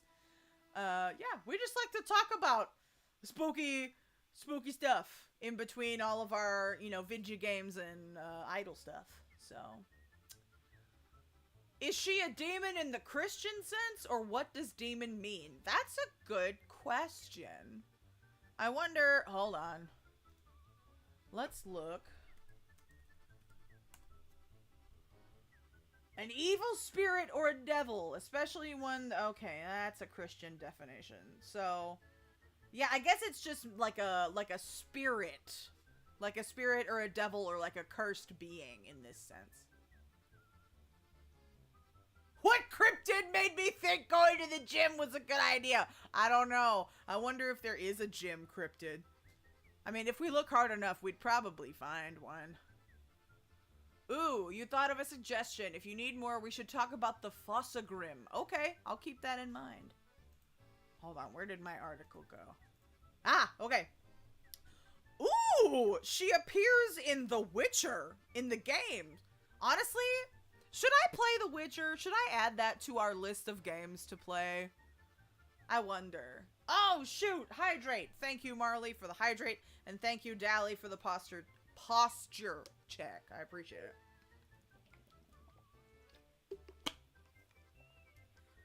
We finished our tea and moved on to water. Okay. Let me see. One of the most popular cases of the Poludnitsa's appearance in popular culture comes from the Witcher series of video games, where Geralt meets both noon wraiths and night wraiths. Her appearance in the games is definitely meant to play up the frightening aspects. I feel like we saw the night wraiths in the Netflix series, but I don't remember the noon wraiths. Witcher's a good game. I can hint if people have trouble. Okay. Nara knows about The Witcher. Good, good, good.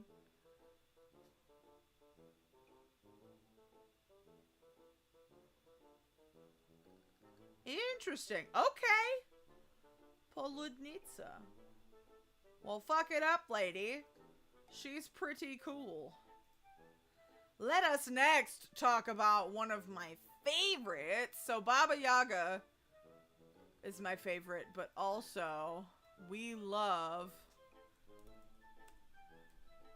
Go back. We love Rusalka. We love them. They're really cool. And actually, on my old music cover channel, I made a music video to ATEEZ's Deja Vu, and Ronan from Seeker and I, we developed a plot of, like, a Rusalka and more about her life. So, we'll get into that once we read more. Let me get you a photo or an art. Let me get you a depiction.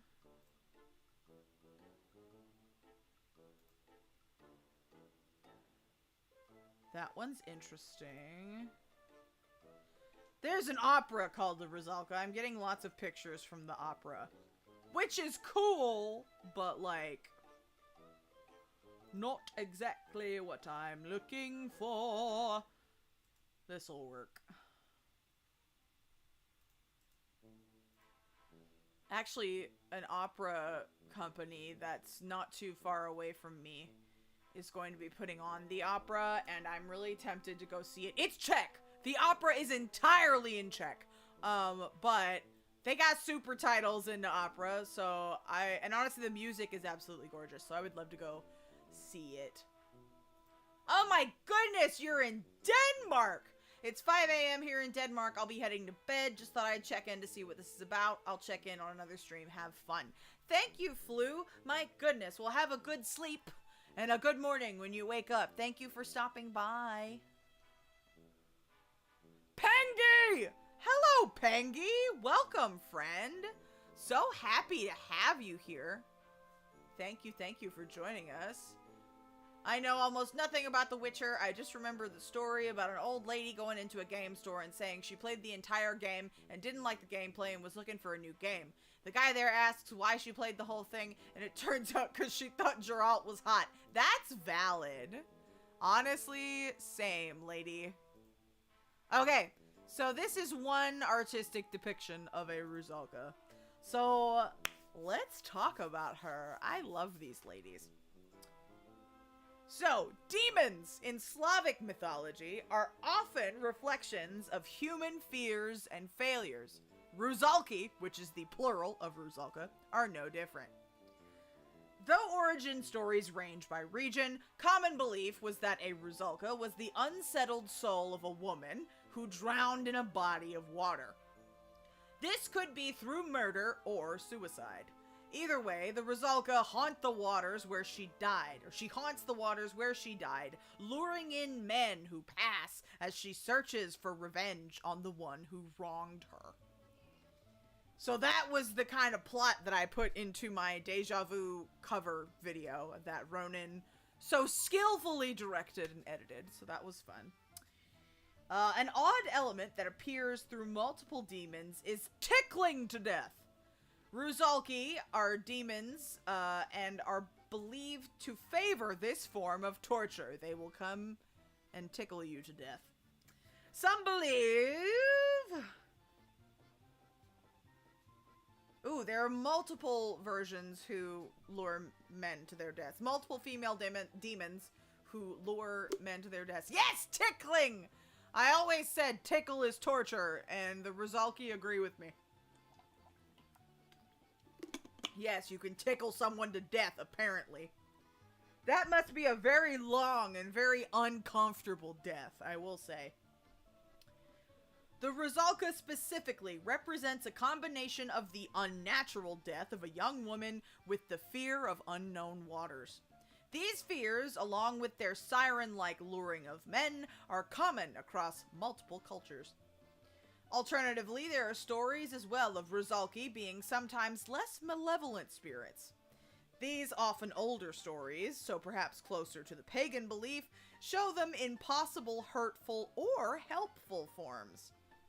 In both this and the more negative case, though, avenging her death will grant her the peace she wants and allow you to pass her river or lake. In some regions, there is Ruzalka Week in June. Oh my god, they have an entire week. We should celebrate Ruzalka Week. When it is believed that Ruzalki can leave the water and walk on land. Often, they will hang from weeping willows near rivers. While aforementioned Wili lure in men with song, Ruzalki are typically more solitary and quiet, so they don't sing like sirens, I guess. They are presented as attractive, usually naked women in the shallows who use their appearance to entrance men. Some stories say their appearance changes depending on the man. Others say they are universally beautiful. Once the man enters the waters, though, the Ruzalka reveals her true appearance. A key point here is that Ruzalki are not mermaids. They still have human form, but beneath the water, their true appearance is warped and twisted. More dramatized tales tell of their hair turning green and their skin decaying before their victim's eyes.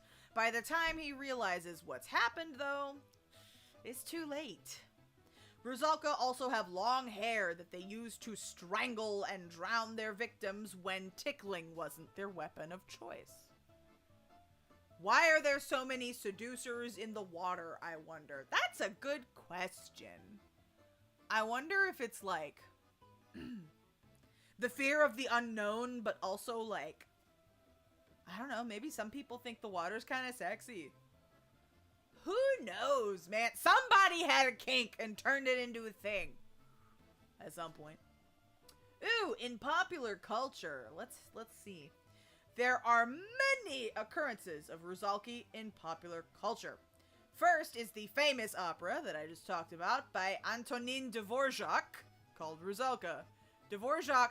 Oh, we played in Yakuza on Tuesday. We played the drum rhythm game to Dvorak's Symphony for a New World. The guy who wrote that also wrote Ruzalka the opera.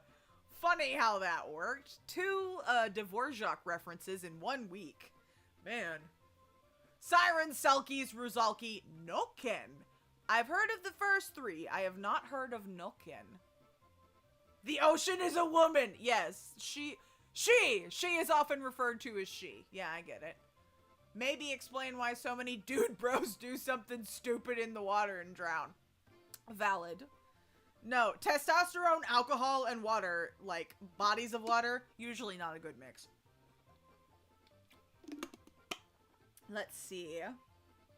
So yes, the opera called Ruzalka. This tale takes a more romanticized than demonic approach to the Ruzalka. It includes multiple other Slavic creatures. So yeah, the Ruzalka, it's kind of like the opera is... Like, she's not a mermaid per se, but it's like a romance story that's slightly similar to The Little Mermaid. I'm pretty sure Dvorak read Hans Christian Andersen's The Little Mermaid and was like, you know, we have some of those over here, and they're called Ruzalka. I think I'm gonna make an opera. I like your story. pretty sure, because I think I remember reading that he read The Little Mermaid, like the OG version, by Hans Christian Andersen, and was like, that's fucking sad, but really cool. I'm gonna make an opera. Because honestly, unless otherwise specified, all operas are rated R, at least. Like, opera's fucking intense. We should have an opera night. I should just make y'all watch some opera shit. Man, if I make y'all suffer through idols, I should just make y'all suffer through opera. Oh man, just talk about some of the weirdest shit. Cause like, opera loves folklore and cryptids and shit. Oh man, I could go on. Opera time, hell yeah, Pangy! Did you study opera? Like, have you studied, like, vocally? Or, like, I don't know, were your parents big fans of opera? Or was it just, like, you know, a lot of stuff close to you? Undine? I feel like I recognize that. Let me look. Ah! You know, I think it is similar to that. I want to say.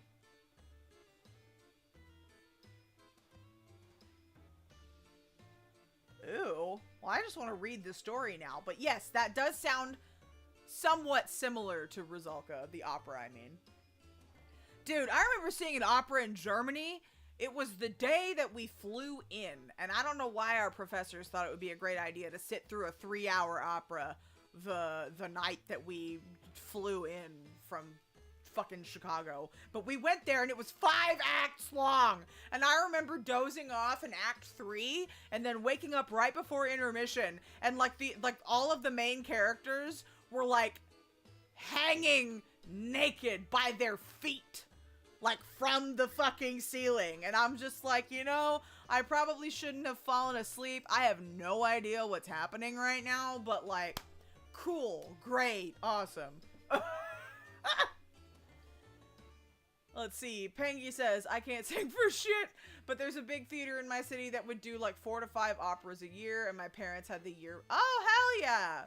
That's so cool. Good for you. Hell yeah. Honestly, this is making me... Oh, see, my godmother lives in the city where this opera is taking place. I might want to be like, hey, can I come visit you? You want to go see an opera? I don't know if she's into opera, but I'm tempted. Nibelungenlied. Is that the story of this thing? Of, Undine? Hold on. Oh! Actually, when I look at the Undine or Undine Wikipedia page, it says that Rusalka the opera is an adaptation of Undine, but also... Oh, wait. Hans Christian Andersen was influenced by Undine, and he wrote The Little Mermaid, which inspired Rusalka. So, like, it was this whole chain of inspiration. Interesting. Hold on, let me look at Nibelungenlied. It's a poem. Oh, it's an epic. The first heroic epic put into writing in Germany. I don't know how long it is. Written in 1200. Shit. Holy shit, there's a lot. Okay, that's gonna have to be another day because wowee, it all comes together! Yes. Not opera, but I'm seeing Beetlejuice in 2 weeks. So cool! Honestly, the Beetlejuice musical is actually quite good. Like, I'm into the music. I haven't seen the show, but I love the music. It's also an opera. It's very long. Hang on, let me look for the opera specifically. Nibelungenlied opera. Yeah, fuck yeah, Beetlejuice. It's a cycle. Oh, okay. Oh, it's Wagner. It's The Ring. Okay, I only knew it by its English name. My dumbass. I studied music history. I should know this. So, the German name, all of the, like, opera people who studied music and academia, this is Wagner's The Ring. And The Ring is an opera cycle. It consists of 4 operas. So, like, yes, it's multiple days long, but usually opera companies only put on one at a time. Unless you're talking about the Wagner Festival that happens in Europe. I think, I don't know if it's once a year or once every few years, but like there is a Wagner Festival that puts on like the entirety of The Ring. Like that's a thing. Okay, cool. I do know what that is. Bro, Wagner, modern theater would not be what it is today without Wagner, which kind of sucks because he was an absolute crazy anti-Semite, but his contributions to opera and live theater can't be ignored. Anyway, sorry, soapbox moment. Multiple day long idol performance when? We did one!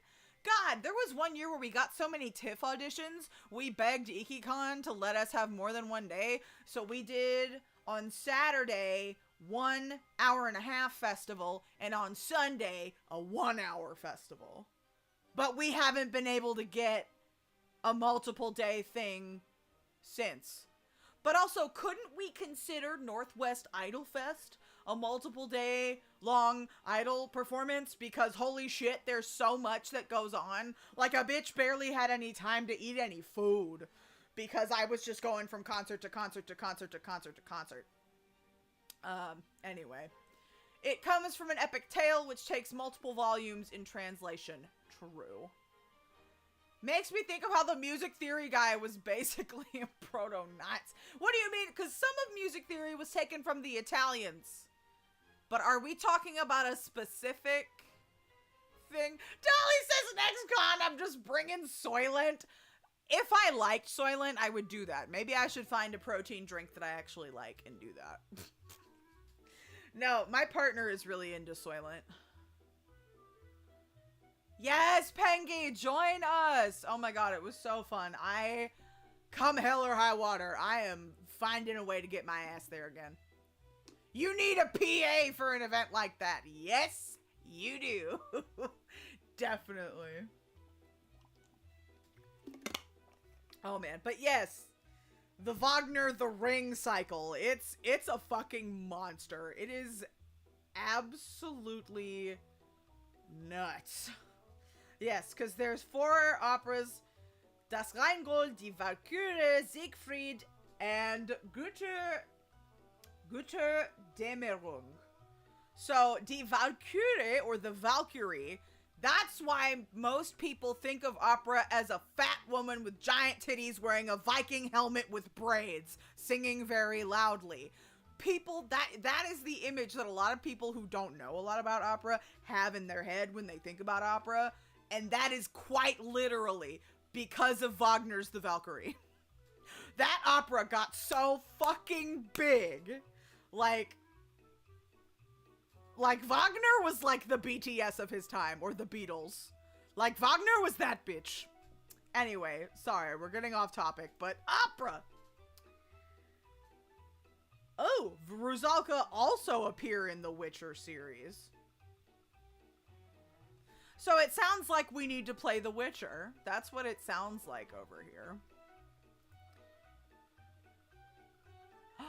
Nara, you're so smart. I have onigiri in my purse during Idolfest. Bro! See, I was telling Lexi. I'm gonna stand up and stretch. Hang on a second.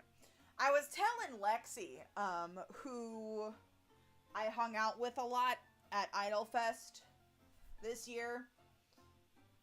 Oh, stretch. Heinrich Schenker.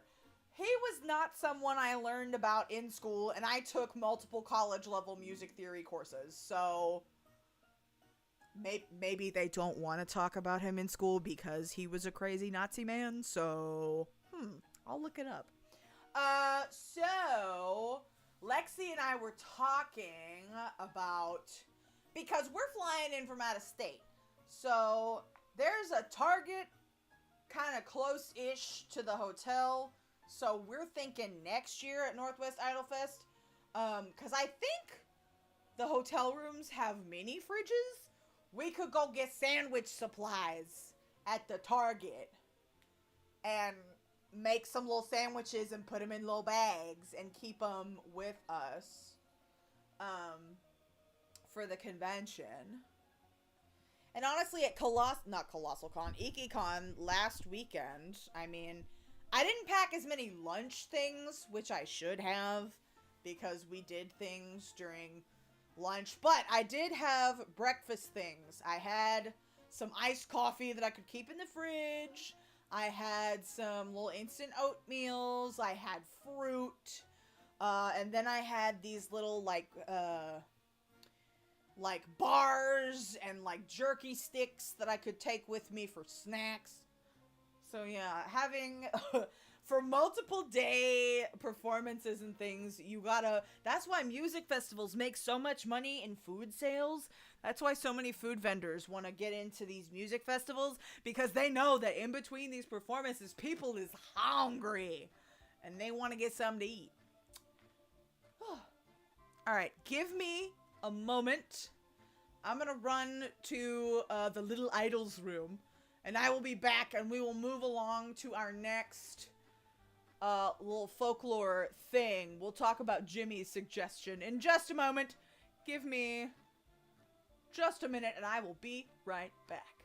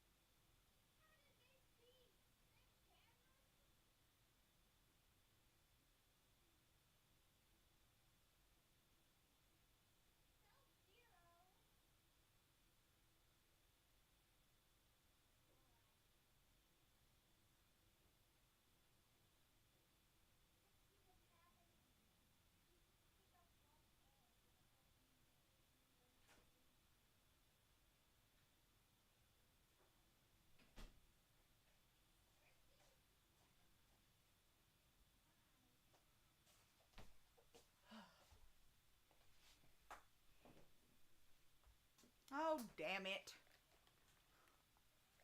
I muted the wrong thing! Lord, you probably heard me walking around in my fucking slippers. I muted the desktop audio and not the mic! It's fine. Everything's fine.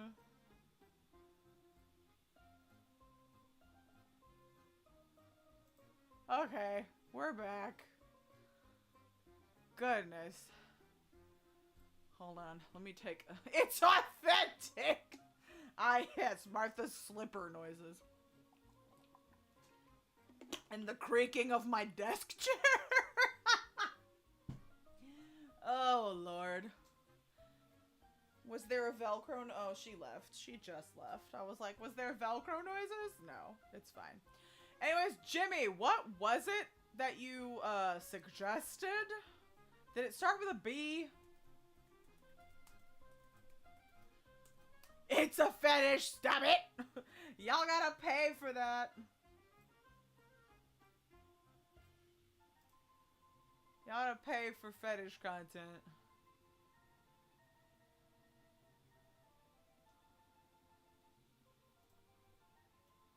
I'm looking for that message from Jimmy. Fossagrim! Okay, let's look at that thing. Not if you leave the mic on! Shut up. Okay, Fossagrim. It sounds German to me. Oh, it's Norse. It's Scandinavian. It's not Slavic. But we should have a Norse and Scandinavian episode. We will come back to him another day. Okay. We got a few more suggestions to go through. The, Bludica. Let's look at what that is. Bludica. Just watch. I'm gonna start getting check ads. Oh, it's a will-o'-the-wisp. Interesting. Interesting how, different countries will have similar demons.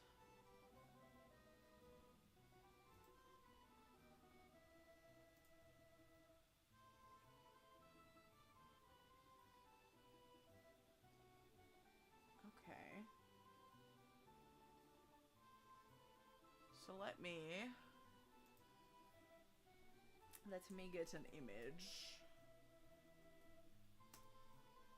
Hello. No matter where you run, the demons will follow. True. Very true. Might be I remembered wrong. That's okay. That's totally fine. I would not worry about it.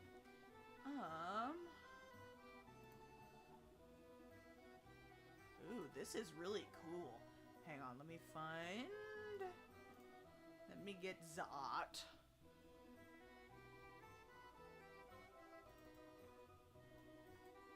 Demons! God, I can fucking read. Demons are a part of the human condition. Yes.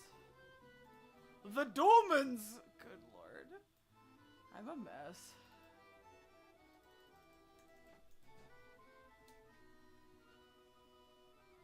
Okay, we do this. And we do this. Alright, hang on a second. Let me fix. But yeah, every single culture has like... I mean, that's why we do this series. It's because everybody's got demons. Everybody's got monsters. Everybody needs the fucking Ghostbusters. I love this art. This is gorgeous! Oh, look at the shading. I love it. Anyway. The Bludica is a supernatural being. Oop. My mic was in the wrong place. I apologize. Let's see. The Bludica is a supernatural being found in folklore around the world and also a light phenomenon that most likely gave rise to belief in this creature. Bludica appear at night, especially in swamps and marshes, and lead travelers astray. In medieval Latin, they are called ignis fatus, or restless fire, and in I can't talk English! No! In English, they're called will-o'-the-wisps. Will-o'-the-wisp. Oh, blah, blah, blah, blah, blah. Okay.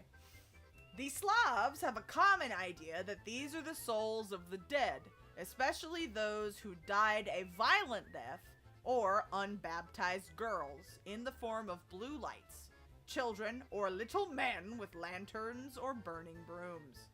They can also be the souls of witches and are said to always appear in odd numbers. They can most often be found on winter nights, on All Souls Day, during Advent, and on midnight on Christmas Eve. In addition to swamps, they can also appear in cemeteries or rotting wood, and in the mud or water. Those who laugh at them or whistle at them are especially troublesome. However, they can be persuaded by a request, a promise, or deliverance from a curse. Then they will show the pilgrim the right path or even a buried treasure. They have no power over a person whose shirt is inside out. That's very specific, but okay. After midnight on Christmas Eve? You mean not Christmas Eve? Christmas Day? God damn it, Ace Attorney, your day is tomorrow. Can you wait, please? My favorite will-o'-the-wisp explanation is the Japanese one. It means that there's a fox wedding happen. I love that, yes. We love a fox wedding. The moral of folklore is never fucking whistle. Just don't do it, right? Jiminy Cricket lied to you. Don't make noise, no. Nah, fuck Jiminy Cricket, don't whistle. Okay, so they have no power over a person whose shirt is inside out. So if you see some lights, just like do a little flip or something. They resemble a fiery man called a smoke or smoker. It is the soul of a sinner in the form of a pillar of fire, a barrel, a dragon, or flame in the swamps. It drowns, burns, or tears its victims. Oh, this is a different creature, but similar. Okay. Like the will-o'-the-wisp, it can also help, but they're dangerous. But what are they called? This was translated from Czech. I am reading a translated article. My bad. Interesting. Don't whistle at under the northern lights. Don't whistle in the cornfield. Don't whistle at night. Pretend it's a quiet place. Correct. How highly specific? Listen. I will always believe in the Appalachian people when they say that you do not go in the woods after dark because nothing happens there. I don't even want to go in the woods in the fucking daylight, man. And they have a little saying. The Appalachians have a saying that says, if you see it, no you don't. If you hear it, no you don't. No! Do not acknowledge their presence, because if you acknowledge them, they will not leave you alone. We should just do a whole day on, like, Appalachia and shit, because, they're smart. There's some weird shit out there, but, like, they have some smart ways of dealing with it. If you see it, no they don't. No you don't. If you hear it, no you don't. No you don't. You go back home and just, no. No.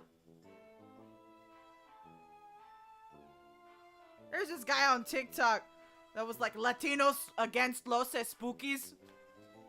And I'm like, you know, I am not a Latino against Los Spookies, but like, I don't like spooky shit either, my guy.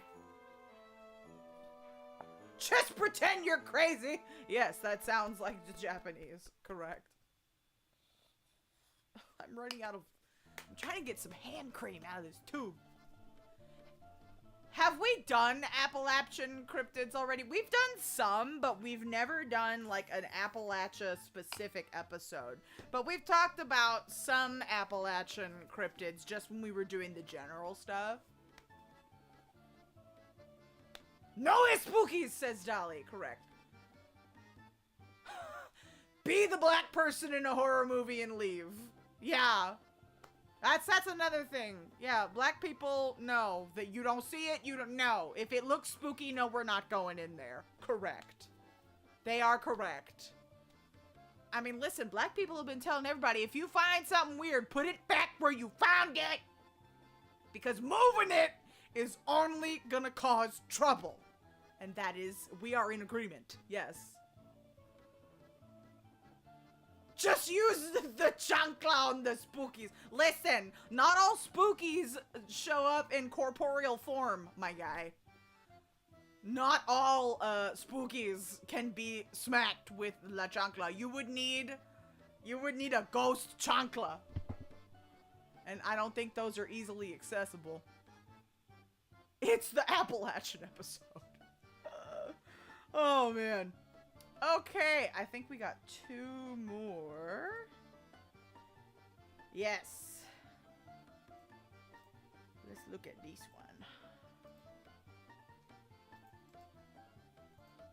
Ooh, this music is funky. Yo, it's a giant frog! I love this thing already, bro. Thank you, Elita, for giving me the giant frog.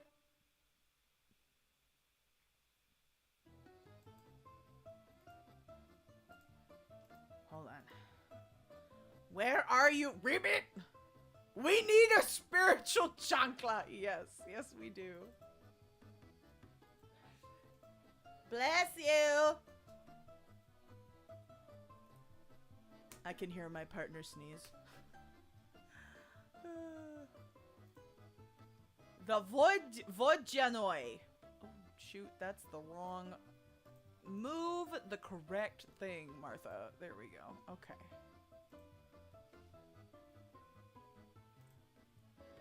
Frogman! What's that? Is that from a game? I'm trying not to use like copyrighted media.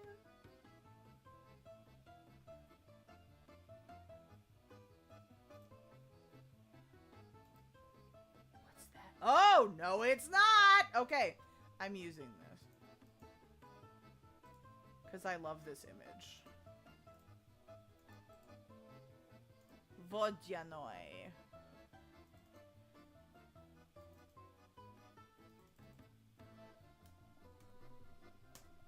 Ever since Michaela played Epic Chef, the way you make ghost anything is to kill it. Okay. How do we kill a chancla? Pillow, do you know what the chancla is? It's the fucking... It's the sandals. It's the flip-flops. The slides. Because it's like the noise they make on the ground. Okay, cool. Listen, I didn't know if they had chanclas in Canada. He is a scraggly frog. Look at this man. We need some shamans. Look, listen, you gotta kill this flip-flop. Why? Don't We're in a war, man. There's no time for stupid questions. Just kill the chancla. Kermit the Hermit. I like that. The frog from... That's from Super Mario RPG? Damn it. This was on an Old World Gods website. Shit. Do I need to change the image?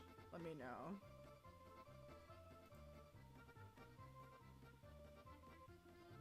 Because I got lots of frogs when I looked this. Oh, the picture isn't. Okay, good. All right.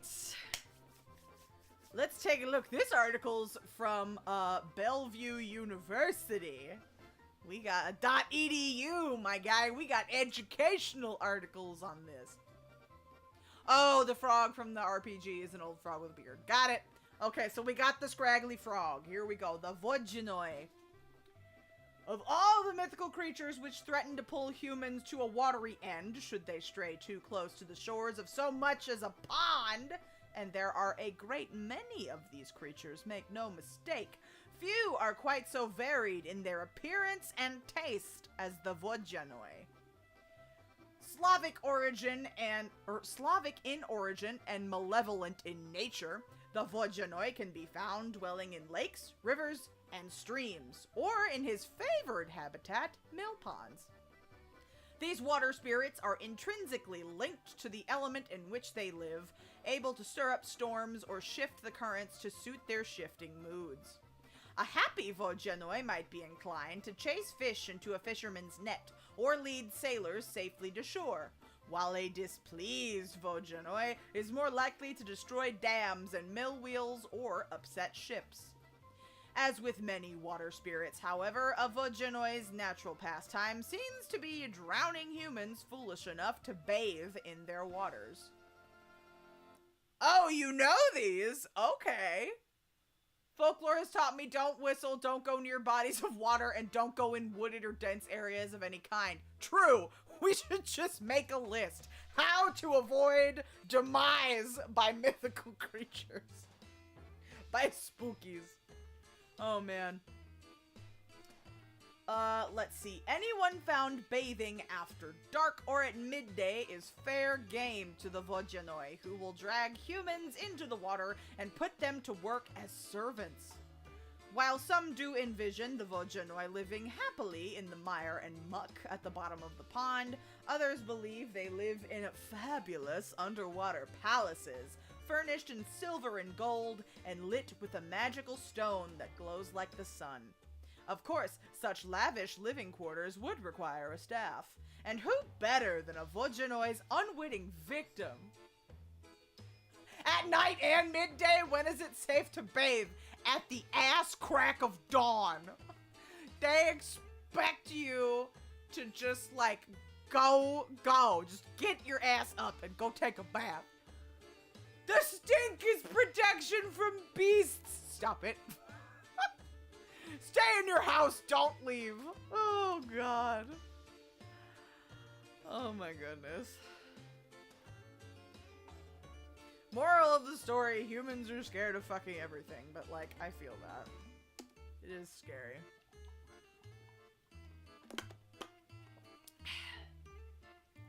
Vodjanois are the 1%. Ugh. In light of the Vodjanoi's more murderous tendencies, one might find that they want to avoid him. Spotting him, however, may prove tricky. A Vodjanoi's appearance is highly changeable, sometimes innocuous or even enticing. There are reports of Vodjanoie with blue or pitch black skin, red eyes, furry paws, sometimes with horns and a tail or comically long noses. They might take the form of a giant fish or of a mossy log that can fly over the surface of the water. They might even be a naked woman combing out her wet hair on the riverbank. Yet most often, the Vodjanoi is seen as a man, moss-covered and a bit slimy, with green hair and a beard that grows white with the waning of the moon.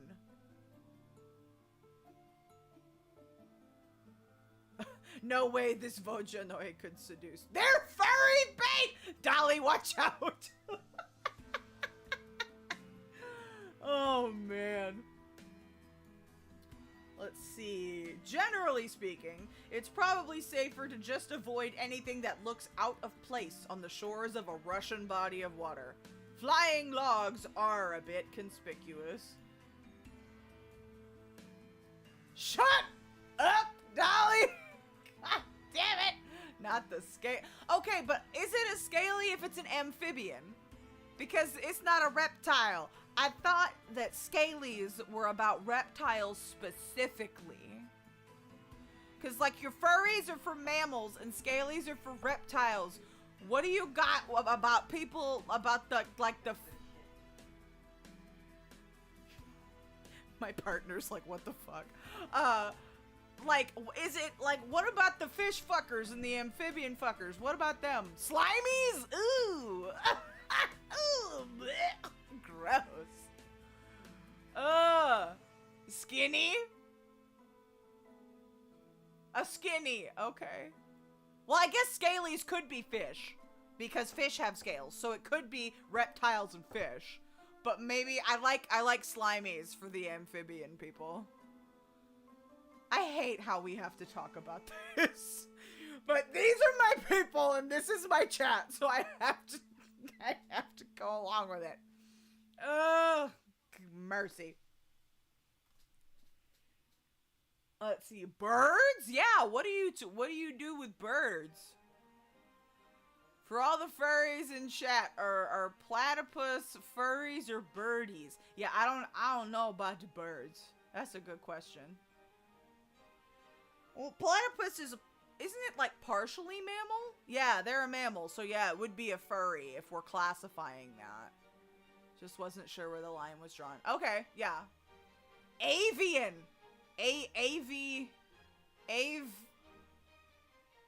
We got furries, we got scalies, we got slimies. I don't think avies sounds right.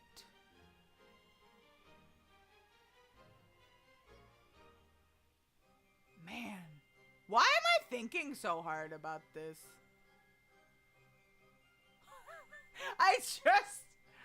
Oh goodness. Alright, moving on. Let's see. A Vojano is dangerous, but like anything, he can be placated with the right offerings.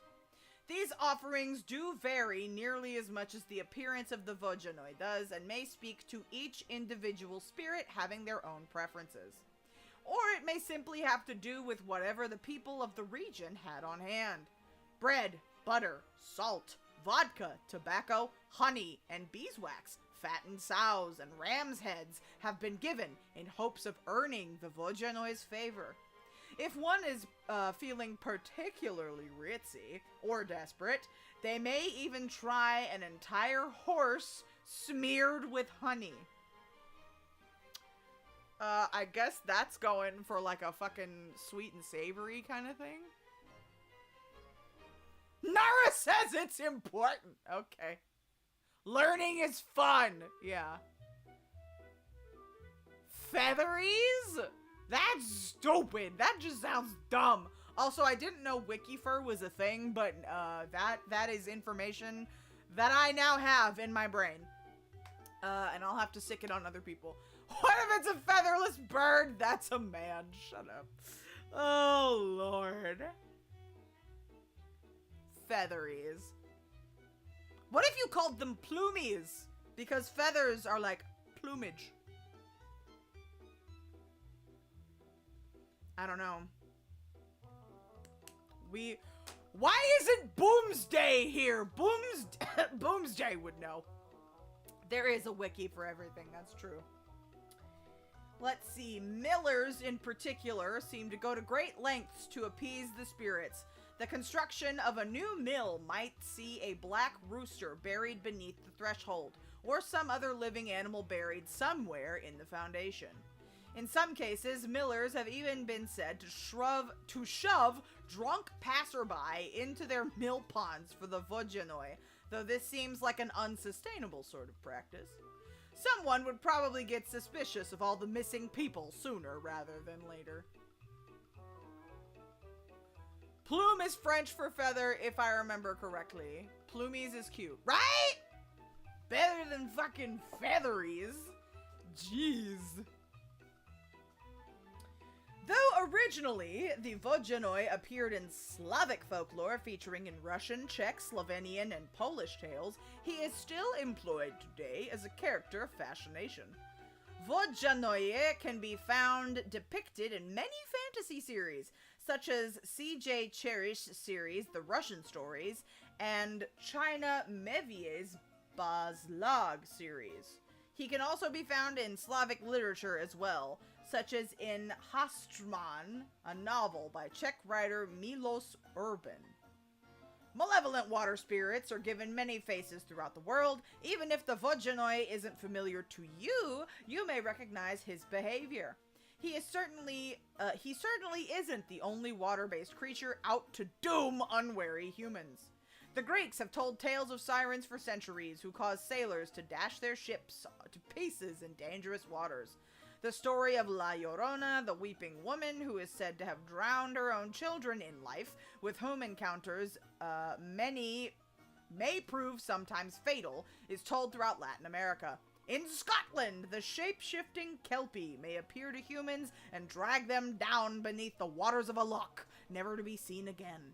All over the world, we have learned to be wary of water and the dangers it may hold.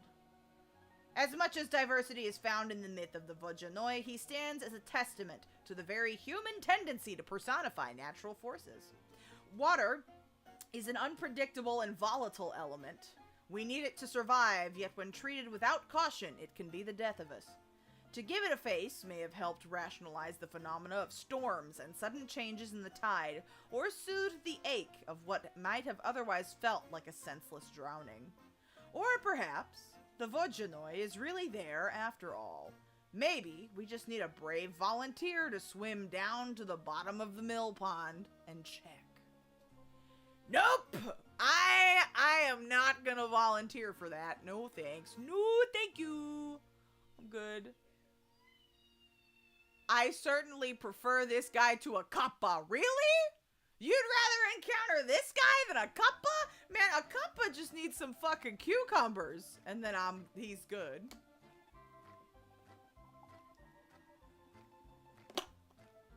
Ugh. Okay. Alright, Vojanoi. The white boy can volunteer? What white boy? Which one? There are many. Alright. Hedgecall. This is our last one for the evening.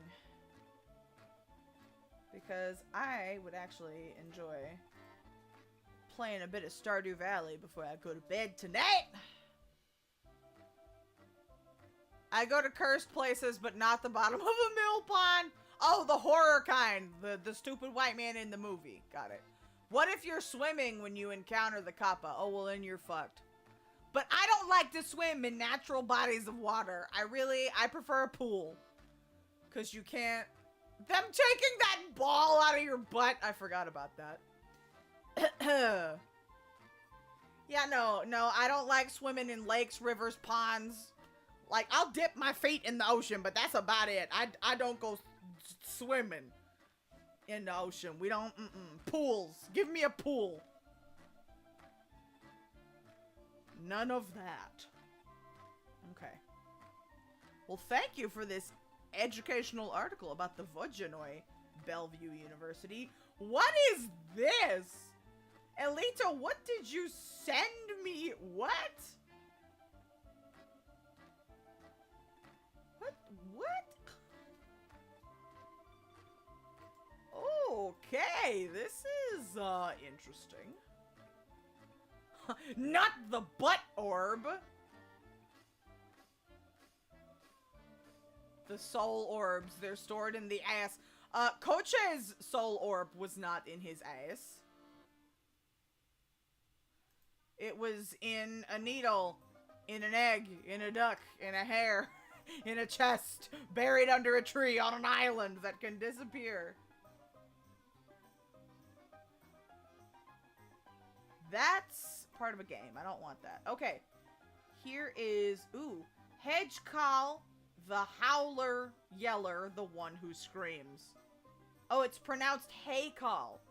Someone gave me pronunciation. Thank God. I sentenced you to a kappa prostate exam. No. No, don't like that. Okay. Hang on a second. Let me change. Ding. Hey, call. Alright, where is peak share? Need peak share. This is wow. Wow.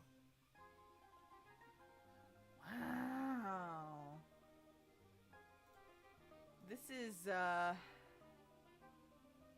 okay, but that looks too much like a costume, this one. Let me go...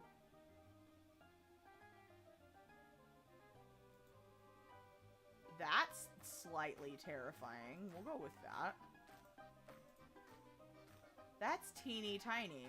Where... Oh, that's because... That's somebody selling something. I'm not gonna give y'all shit for free. Hang on.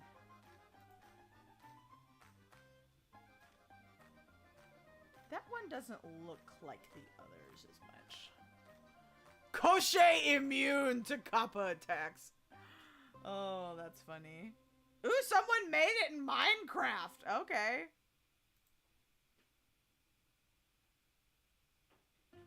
This one's kind of cool.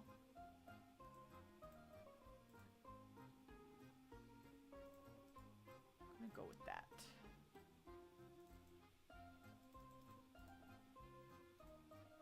Why do I feel like I've heard this song before? Oh, look at that!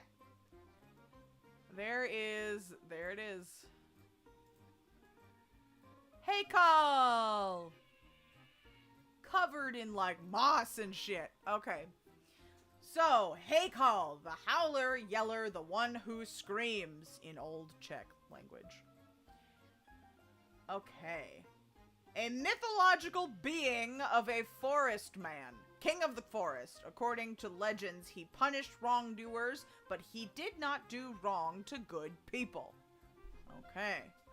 Heykal is a fairy tale being, a boogeyman, which lives in the forest and scares the trespassers by making terrible sounds. Heykal is the subject of several Czechoslovakian fairy tales, but its description is somewhat contradictory. The only match is in vocalization, and that it lives in the forest. This article is using his/its or he/it. So those are its pronouns for you. The Heykal often, for a better chance to scare the trespassers, camouflages itself with leaves, mud, grass, and wood. Oh, so it's a disguise. It's an ent mixed with a druid. Interesting. More furry bait, shut up. Someone could make bank making cryptid/folklore surprise boxes. Interesting. Hey, Call knows what's up. I'm screaming. You should fuck off if you want to live. Pretty much. In order not to be noticed prematurely, it also likes to use some kinds of illusion magic skills. It means that to the trespassers, it looks like a tree, but in reality, it looks the same. We also acknowledge Heykal, which are very similar to skinny people and have black or brown hair. Their vocalization is mostly similar to human voice, but they are also able to produce very powerful yells or even whistle. There's the whistling again. They feed on larvae and bugs, but don't hesitate to eat mice, eggs, or little birds. They especially like to feed on little frogs and fish. There are known cases when, especially in the times of hog killing, they would scare passers-by who carried some meat through a forest, and then the walkers-by would drop a sausage or blood sausage on the ground. That would be, for a Heykal, a welcoming change, as such a fat diet would strengthen it up. It often happens that the Heykal alone would become outsmarted by men, especially when caught in poacher traps. But who would such a Heykal set free and cure? The person would be rewarded by extraordinary friendship, which was often crowned by an unusual reward, a gift of special skills, or a magical item. Interesting. I'll make a Heykal character next campaign. Yes. He's just a hungry little dude. Him's a hungry man, just living his hermit life in the forest.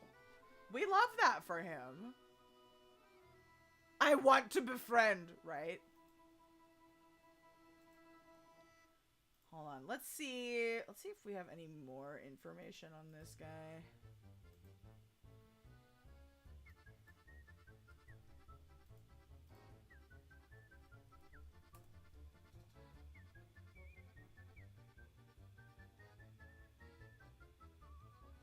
There's a movie! A 1978 movie about a Heykal. Heykal is also a name for some people? Interesting. Yeah, there's all these Czech guys named Heykal. Why would you want to name your child, the Howler, or the thing that screams? But maybe it means something different in modern Czech rather than in, because it said that's what it meant in old Czech, so maybe it's like old English. Because they're fucking awesome. Oh, well, not the whistling music. You want me to change it? I don't know. I think it's on point. We don't know anything about this movie and that was made in Czechoslovakia. Only that was made in 1978, and we have the cast. It was 41 minutes long, but we don't have the plot. Okay.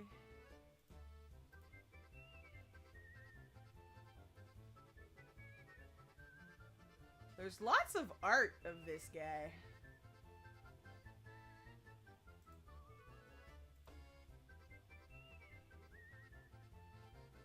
Ooh, here's the Czech Wikipedia page. Let me translate it. I have the look of the Irish. Babies do be screaming. They do. That's very true.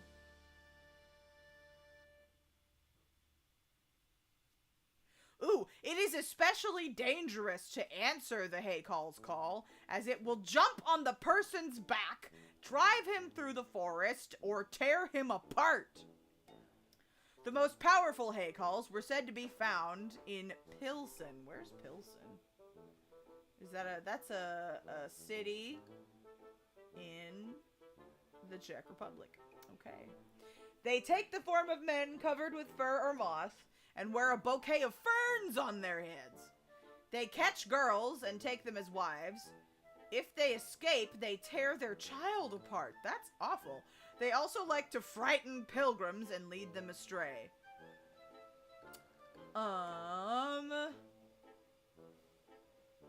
Okay, and then it's got more, like, physical descriptions